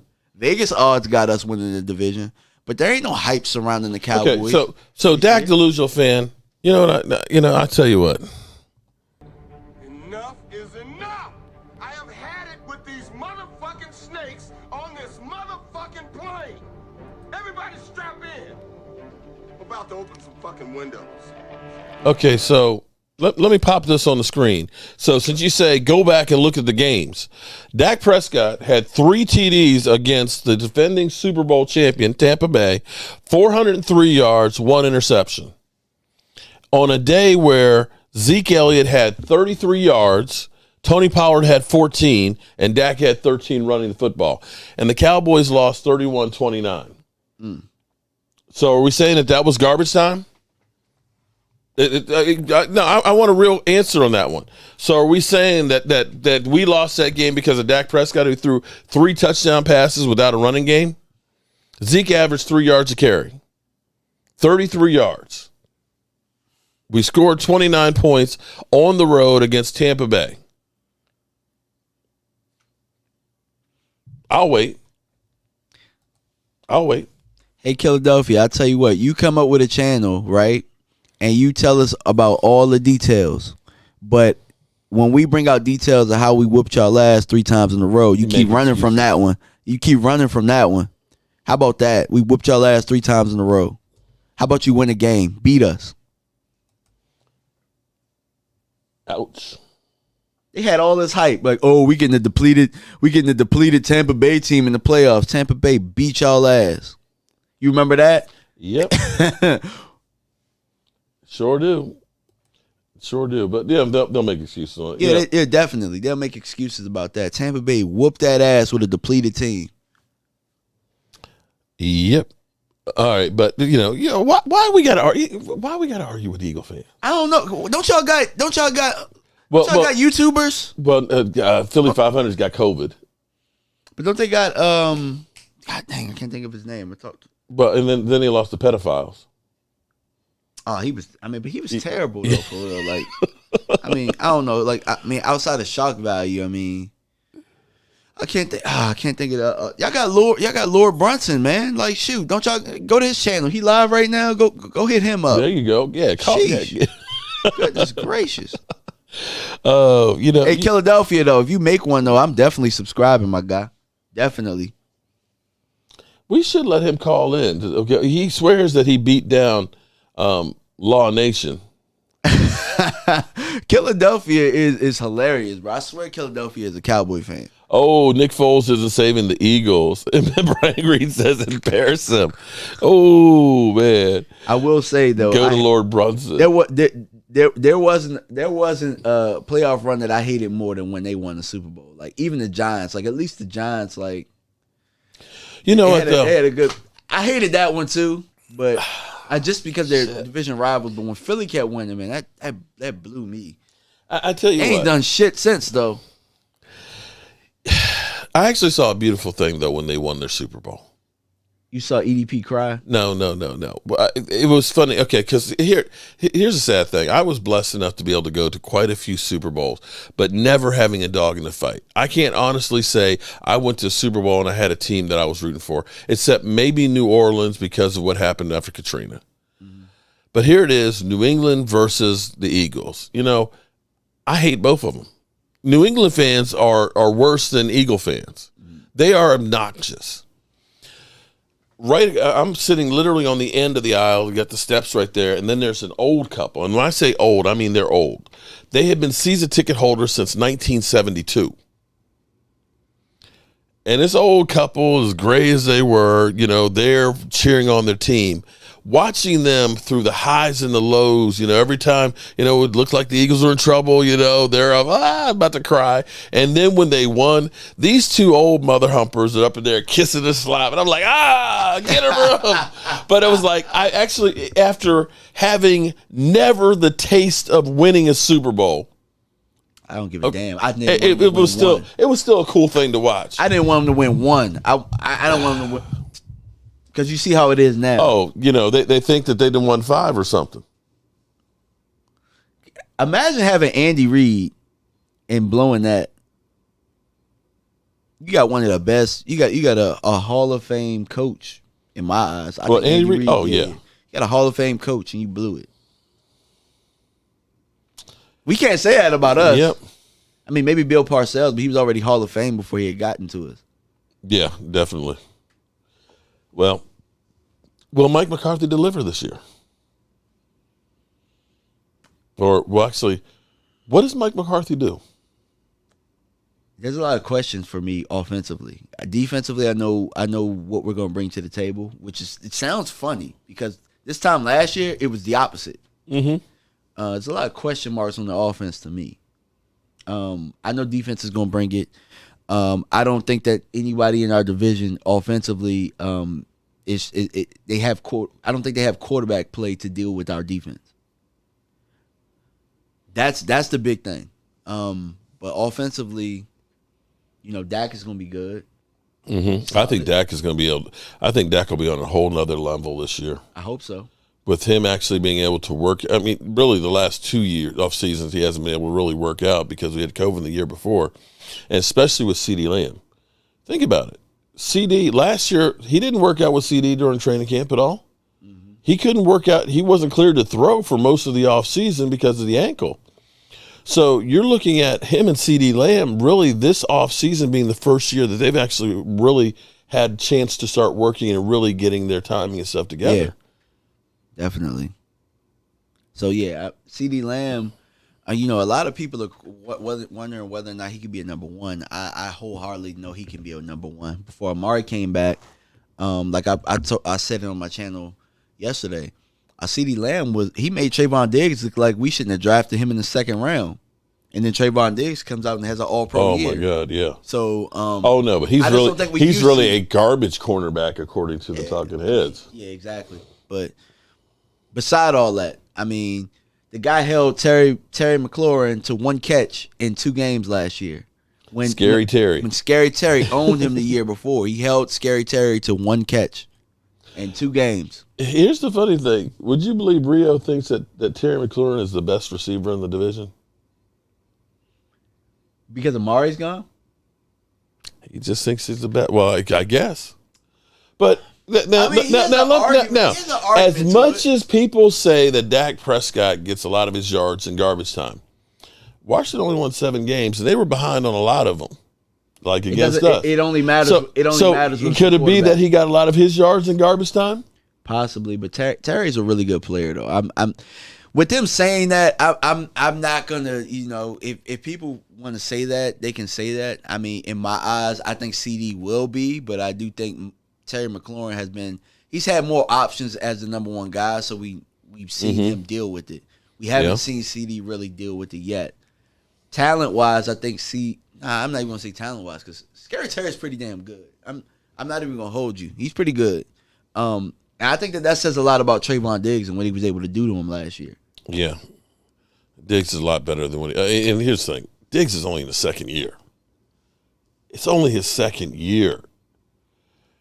If he picks up anything this year, gets any better, man, that's amazing.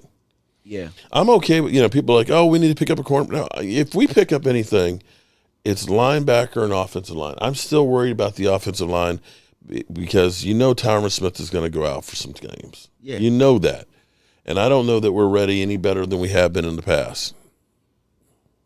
But yeah, I mean, now that I think about it, if I had to say right now, I think Scary Terry is probably the top receiver. I would agree with that with Rio, but it ain't by much. It's only because I've seen him be the number one. I haven't seen CD do it. But CD's pretty damn good too. Well, we'll see with CD having the number one spot. What I will say is I think A.J. Brown is a little overhyped. He ain't gonna have that Derrick Henry. Playoff Scottie Pippen type role in Philadelphia. And the Philadelphia fans, if you ain't playing well, they're gonna let you know it. And it's really hard to get out of the Philadelphia fans doghouse, to be honest with you. Mm-hmm. Some people they can't deal with it.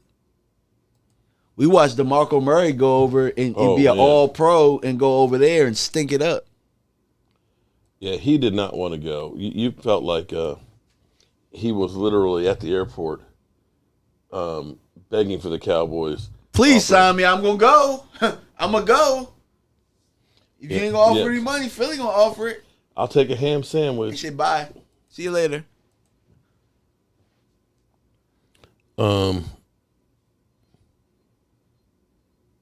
Dude, you can't prove what silly take is that? Diggs is good, but Micah is our team. We can't see what the boy does. We can't wait to see what the boy does the second year. I agree with that. I actually think that Micah is probably right now with how things are, I think Micah's probably the face of the team. Or he's transitioning into the face of the team.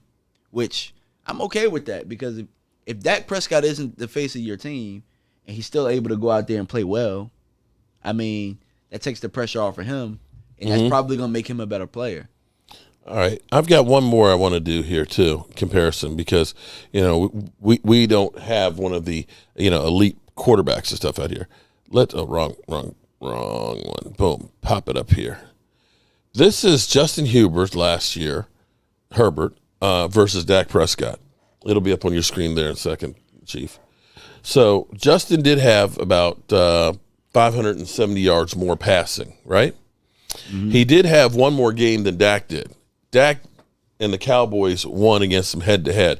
A lot of people say, well, I'll take Justin Herbert over Dak Prescott. We beat them at home. Oh, yeah, or you mean away, at their home? Yeah, we beat them at their home. Completion percentage, 68 versus 65. Touchdown passes. Justin had one more than Dak, but he also had one more game. Looking at those numbers, who are you taking? I think Dak is better. I think Dak is better. You know, the whole thing that they always talk about, it's about wins. No, well, Dak was 11-5. They were 9-8. I need to see Herbert do it for about 3, maybe 2-3 more years before I could say that he's better than Dak. You know what I'm saying? I just need to see him. I need to see him do it for longer. Vijay,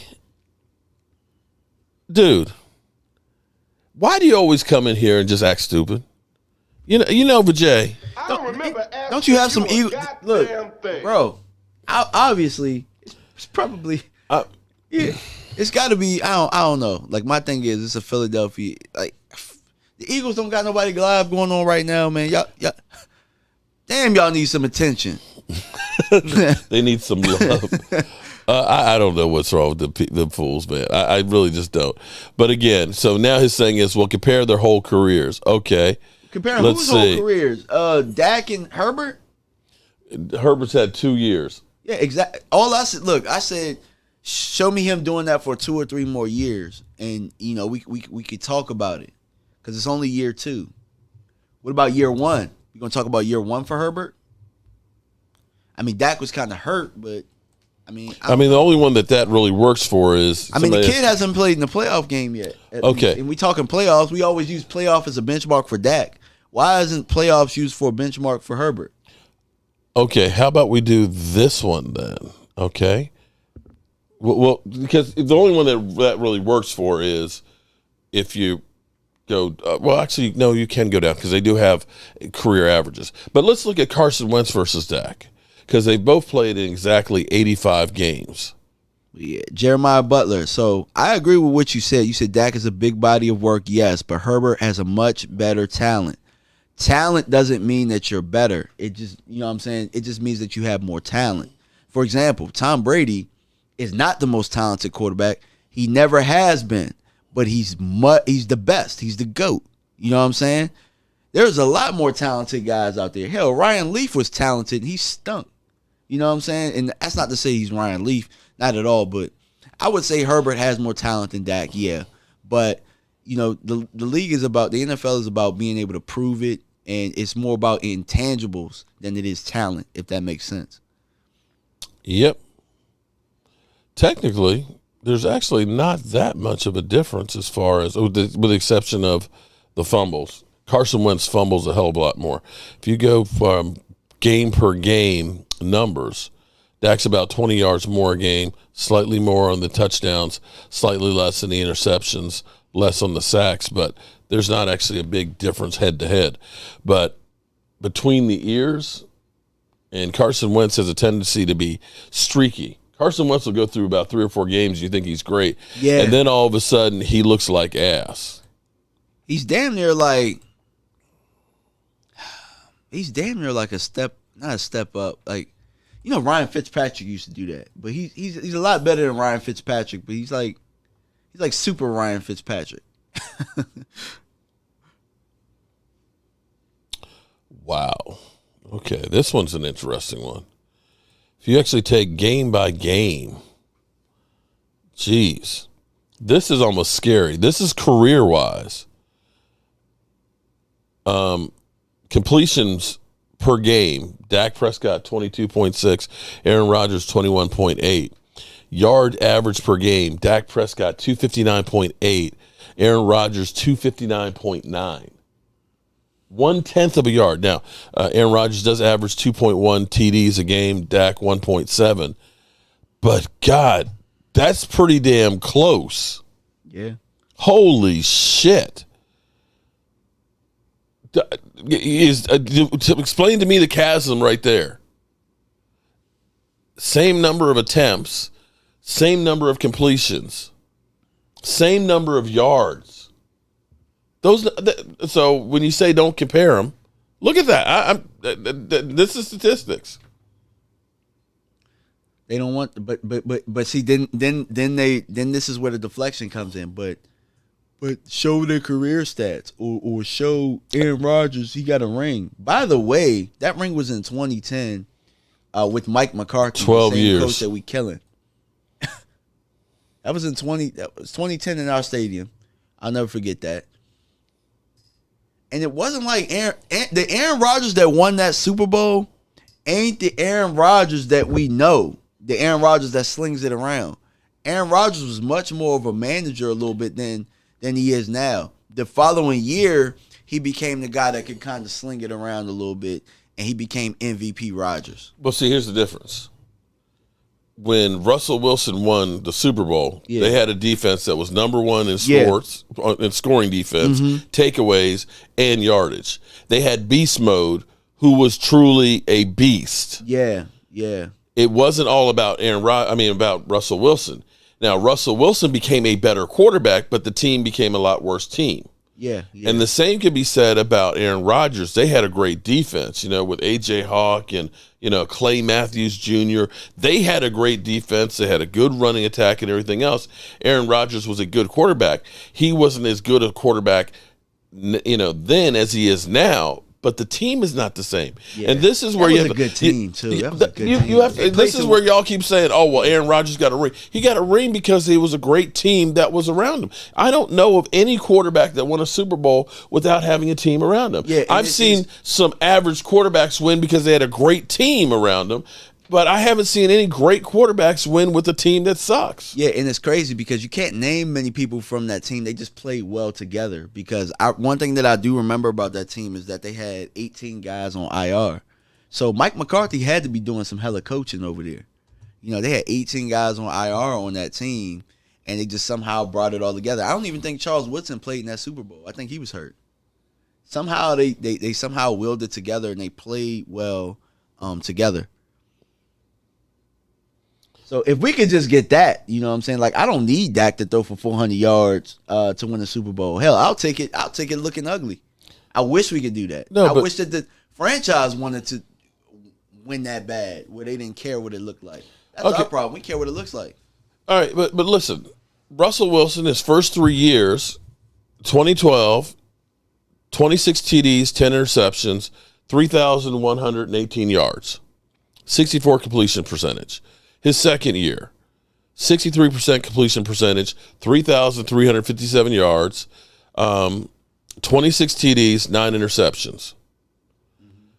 2014, 63.1 completion percentage, 3,475 yards, 20 TDs, and 7 interceptions.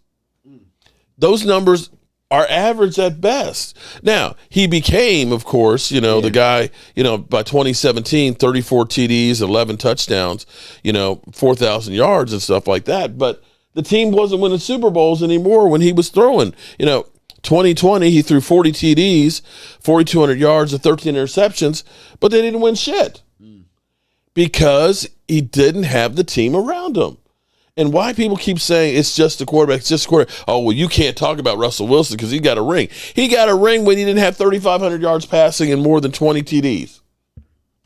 And the problem is, we're gonna always we're gonna be that team that we want our quarterback to throw for 4,000 yards or 5,000 yards and win the Super Bowl just to legitimize it for him. Because even if Dak put up those numbers like that and we won the Super Bowl, they'd say that he won it on Zeke's back or somebody else's back. They make up something else. And that's our own fan base too, which is kind of crazy. Joseph Hudson, again, it's, I tell you what, did you Eagles win the Super Bowl because of, I can't think his name. Jeez. Yeah, appreciate y'all, man, because I remember you did not win because of remember. Nick Foles. Did you? Because Nick Foles was just a great quarterback. They won because they had a great running attack and a great defense, and they were a great team that got hot at the right time. It wasn't Nick Foles that did anything spectacular. Oh my God, Eli Manning, bro. Eli Manning stunk it up for that 2 front playoff seven series, of theirs. but he had smothered people. He had 2 really good throws in 2 Super Bowls. So it's like he had a crazy throw, the David Tyree play in the first Super Bowl, and then that one throw to Mario Manningham in that second one. Oh, that was a hell of a throw, by the way. Alan, you're back again? I'm tired of listening to the garbage you talk. Shut up. Okay. All right. There you go, Alan. Sit your ass down, man.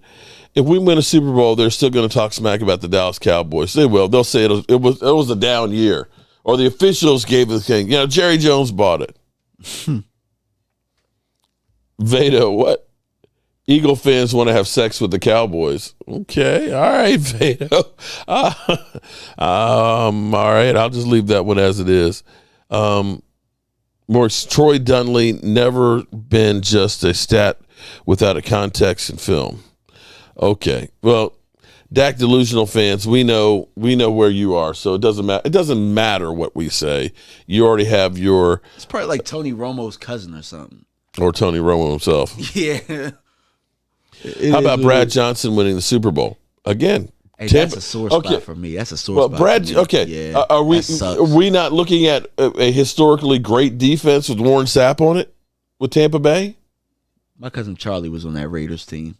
They beat the hell out of okay. them. Yeah. I mean, but seriously. They beat the hell out of again, them. Defense. The way that Tampa Bay defense was, it was everywhere. I don't know how many interceptions they had. Rich Gannon was MVP. I mean, you could talk about Joe Flacco winning one too. Gannon was I'm not going to say Joe Flacco's a great quarterback, but they had a historically great defense that took up the slack. Rich Gannon was MVP that year too, wasn't he? I think he was. Yeah. Yep. Exactly my point. A-Rod, 17 years, 1 Super Bowl. Dak, 6 years and no Super Bowl. You act like Dak came in the same time as A-Rod. 16 years, A-Rod wasn't a starter or couldn't get it done. Okay. But I also remember A-Rod came behind Brett Favre to start his career. So I can't remember how many years he sat behind Brett Favre. But they had some really good Green Bay teams then. They had some really good teams that could have won Super Bowls. So that team was kind of just, sometimes your team is just ready for a Super Bowl. Sometimes they are.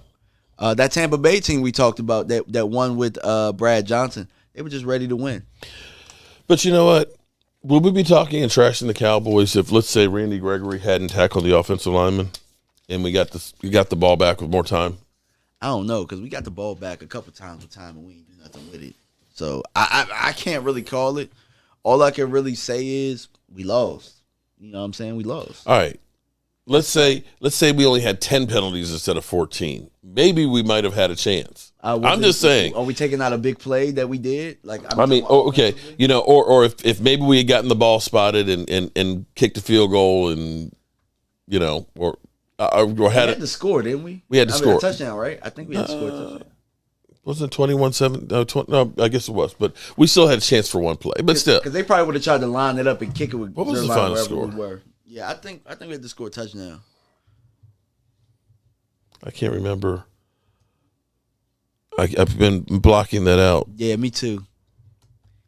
I want to say it was like 23-19 or something like that. Oh, no, it was 23-17. We had to get a touchdown. 23-17, yeah. Yeah, it still was long odds, but still. It's not like we were that far away. Jackson Boy says, Kevin Joseph is my favorite player on defense. That's got to be a joke. Or it's Kelvin Joseph.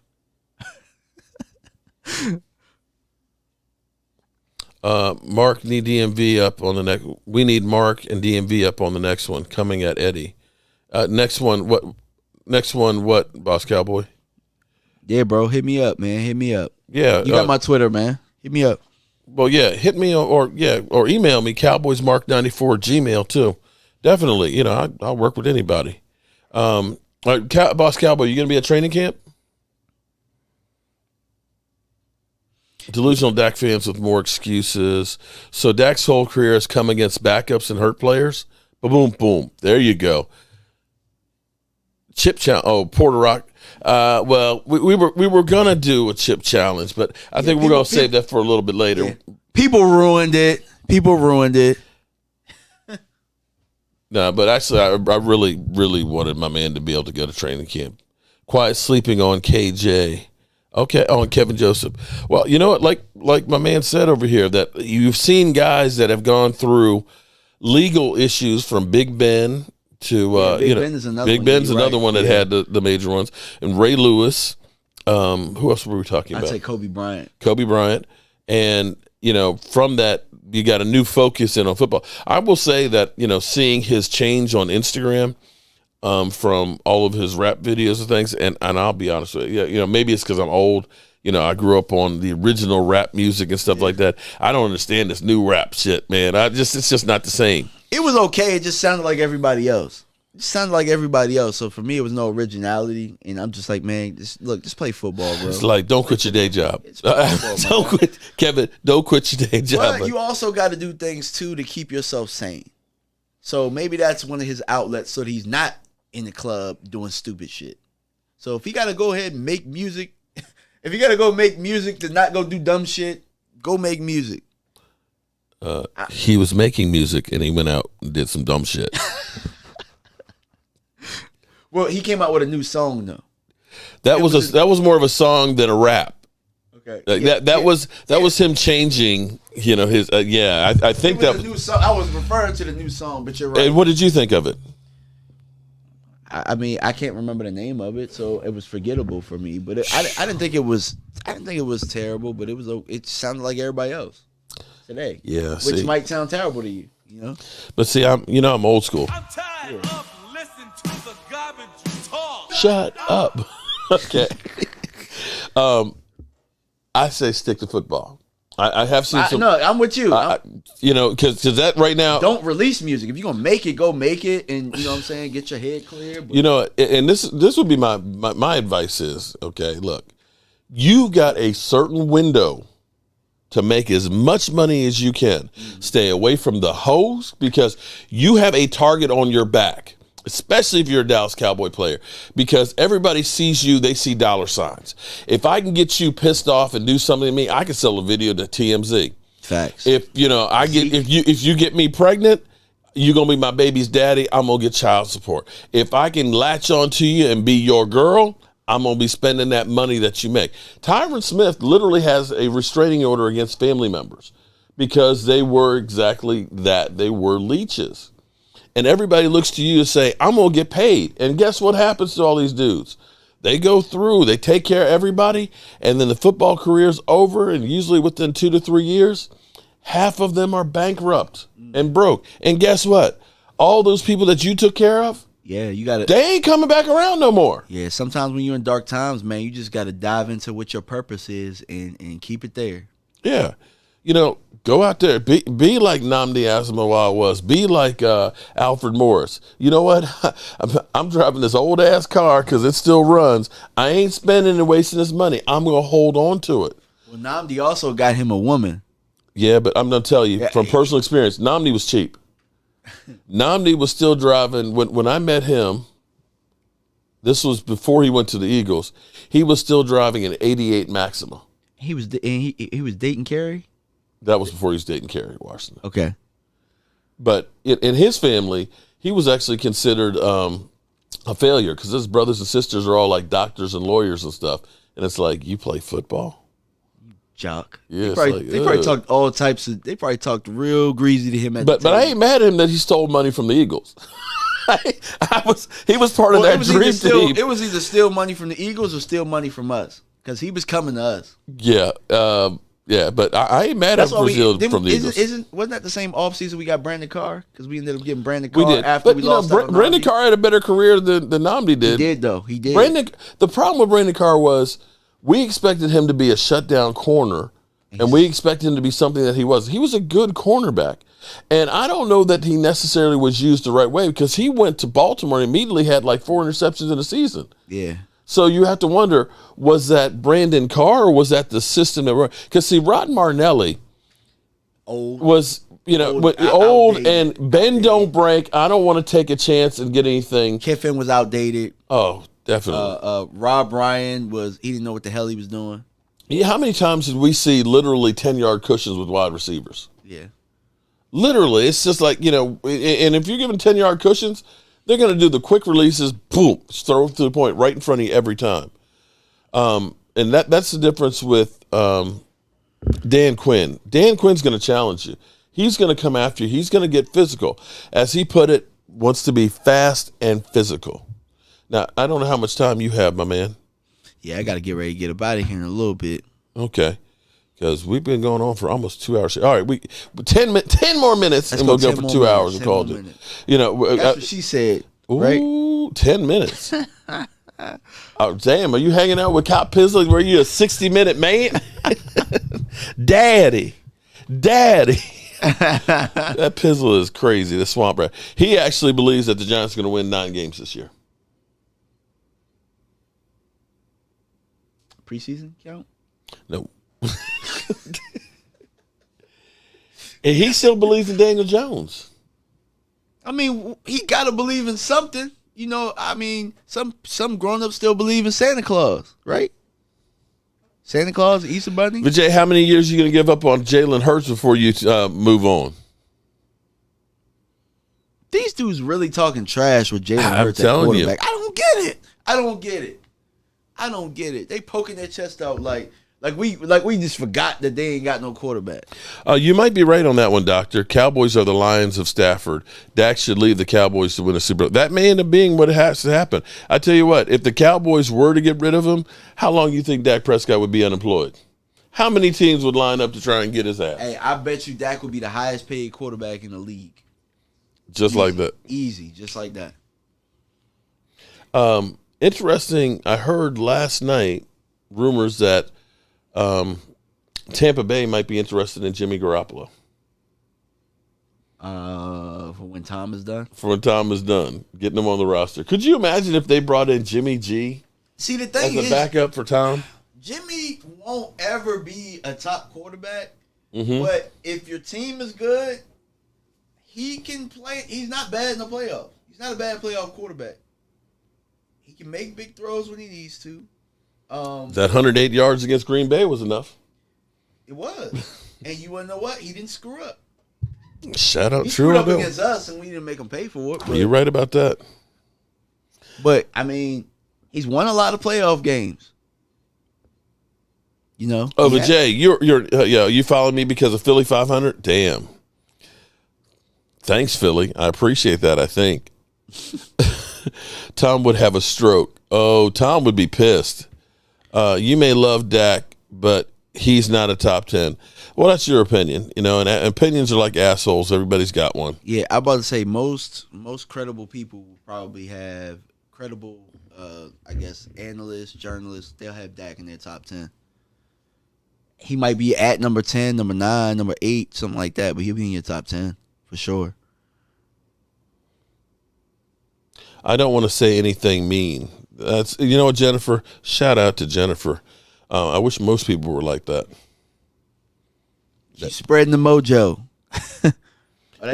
Porter Rock says Eagle fans with no life. I miss my man Porter Rock. Yeah, I tell you what, that's crazy. It's a Saturday evening, almost night, and Eagle fans are here on the Cowboys stream.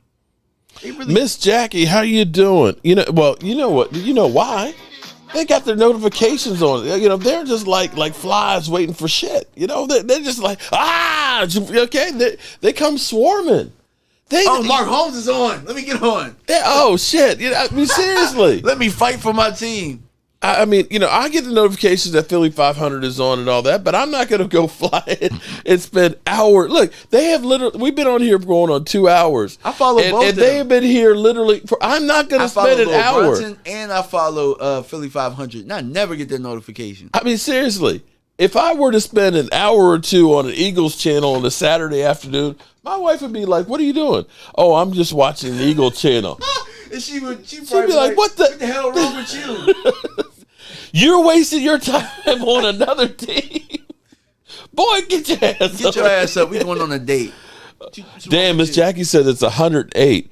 It actually got chilly out here. I'm sorry, I shouldn't. It's like fuck you, man. Yeah, Miss Jackie, I'm gonna be in Texas next week. Actually, oh my God, it looks like it. But it's a dry heat though. I will say this because when we went down there, it was like 99 to like 102 every day. But that dry heat's a lot different. When you get like 95 up here with 100% humidity, that air just gets sucked right out of you, man. And you just like, it was crazy because I would go outside and I'd be sweating like crazy, and it just seemed like it just dried up. It was crazy, but yeah, I miss actually my man, Porter Rock, man, Mark Torres down there, and Stuart Morrison's family and stuff. I had his mom called me. I literally felt like it was my mom calling me when she called me. She said, I don't know when to call you because you're always so busy, but I just want to check and make sure you're okay and see how, I don't like that. I was like, this sounds just like my mom, because that's exactly what my mom says when she calls me. Porter Rock says it's stupid hot. Yeah, that's one of the reasons why I want to eventually get a place in like the Shenandoah Valley. No matter how hot it is a day, at night it gets a cool, crisp feeling. And if I do, we're going to get some land. And you've heard of a bed and breakfast, right? This is going to be a bed and football. Woo! Because what we're talking about doing is we're going to have a big house with a great, outdoor man cave and everything else. Big kitchen so we can cook a little bit of everything. Yeah, man. Like Mark Torres. Mark Torres has one of the oil drum smokers. He's got a big Cowboy star. He's got Cowboys numbers put on it. See, I need something like that. So that way football. You'll have like a little cottage that you can stay in. Cottage sounds girly. We need a manly name for like a little house that you have that you come stay in for football weekend. You know what I mean? Yeah, I got to think about it. You ever watch the show Ballers? He had a name for his house, and I forgot what it was called.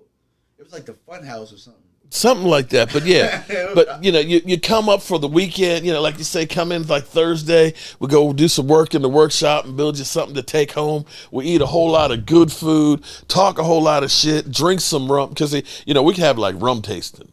You get all different kinds of. I don't know about that peanut butter rum. Whoever sent me the link for peanut butter rum, I'm sorry, I just can't go that far. But just come through and just have a ball, guys and the family and everything else. Okay, Alan. You've said it a million times. Who's your quarterback, Alan? Who is your quarterback? I bet you ain't a top 10. Better yet, Alan, what's your top 10? I mean, I don't know if we got enough I bet time, I bet you he's better. No, Alan, seriously. Who's your quarterback? Who's your quarterback? That's what I want to know. Since you're in here trashing mine, who is your guy? Yeah. Hey, man, I'm about to say, y'all deleting this stuff. Like, let this stuff sit up there. Jobu's Den. Oh man, you can let everybody. You can let the people vote on the name. Yo, dude, I was down in Waynesburg. I got that 200-year-old house, right? Mm-hmm. And I'm working on it yesterday. This old guy, about 85 years old, he got a cane and everything else. He comes on through there and says, "Oh, I'd like to see the house and stuff." And he started talking to me about some of the history of all these different houses and things around in there. And I learned something new about the red brick house. Because it's built in 1820. I know one of the closing battles of the Civil War came through the property in the last month of the Civil War. Mm-hmm. What he told me was that this house was actually used as a field hospital during the war. What? Now, see, there's a cemetery that's about a baseball's throw away. And he said upstairs is where they actually worked on the soldiers. And when they died, they just carried them over there and they buried them. Dang. So not only did people die in the house that I have, they're right next door. Dang. Spirits. Now, here's what's crazy. As hot as it's been, I can be outside working or in different places in the house. If you have the front door open, and on the steps, because the front door is right there by the steps, it feels like there's a fan constantly, just the air blowing, and it's cold. So I was reframing the kitchen, and I was all hot. I just go sit on the steps. It's nice and cool. It feels like air conditioner's on. I'm wondering Is that the spirits? Because the front door is open going back upstairs. That's what the cold air is blowing. Telling you, get out. But I try to say, hey, y'all, listen, the city wanted to tear this down, okay? I'm trying to save it for y'all. So just be cool, okay? Just be cool. All right, so that was that's my ghost story right there. And we'll see what happens when I actually spend the night in it. You gonna have to stream that like it's gonna be like the Blair Mark Project. Mike, there's a cemetery there are Civil War soldiers, actually a couple Revolutionary War soldiers that are buried right next door. So yeah, that's going to be crazy. So my man DMV has been in here for going on 2 hours. I appreciate you coming by. I really wish we were getting you out to California with us for training camp. But this off season truly has been just like a Steinfeld episode, a show about nothing. About nothing. But we had some good conversations today with the people. Some good, I guess stuff that we probably beat a dead horse on, but it's good to, I guess get a little bit of exercise. You mean Jerry Jones? Jerry Jones, Dak Prescott, like sometimes give me that money. Out for a while, and you just got to get out there and walk or something like that. Like it was cool to stroll with you guys today. All right, before we get out of here, what do you think this season's going to be like for the Cowboys?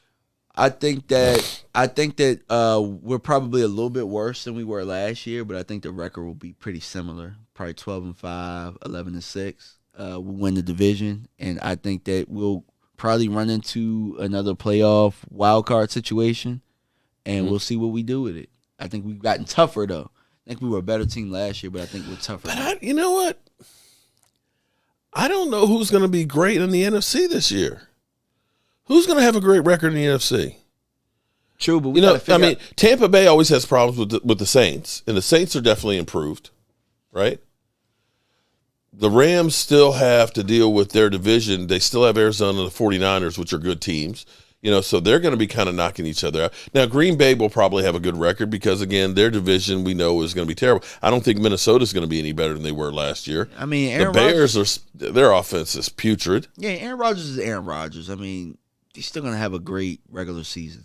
You know what I'm saying? Like, if he's healthy, they're going to win like 12 games. The thing I worry about is if the Cowboys, because we don't have Michael Gallup, start off slow, the Eagles' schedule is so weak that the Eagles could kind of go through. If they win early, they could just kind of run away with the division. Now, again, we should be able to beat them, but we'll see. Yeah, I still think it's going to be. I'd say 11-6. I think 11-6 season is what we'll have, which is solid, and that'll be good enough to make the playoffs.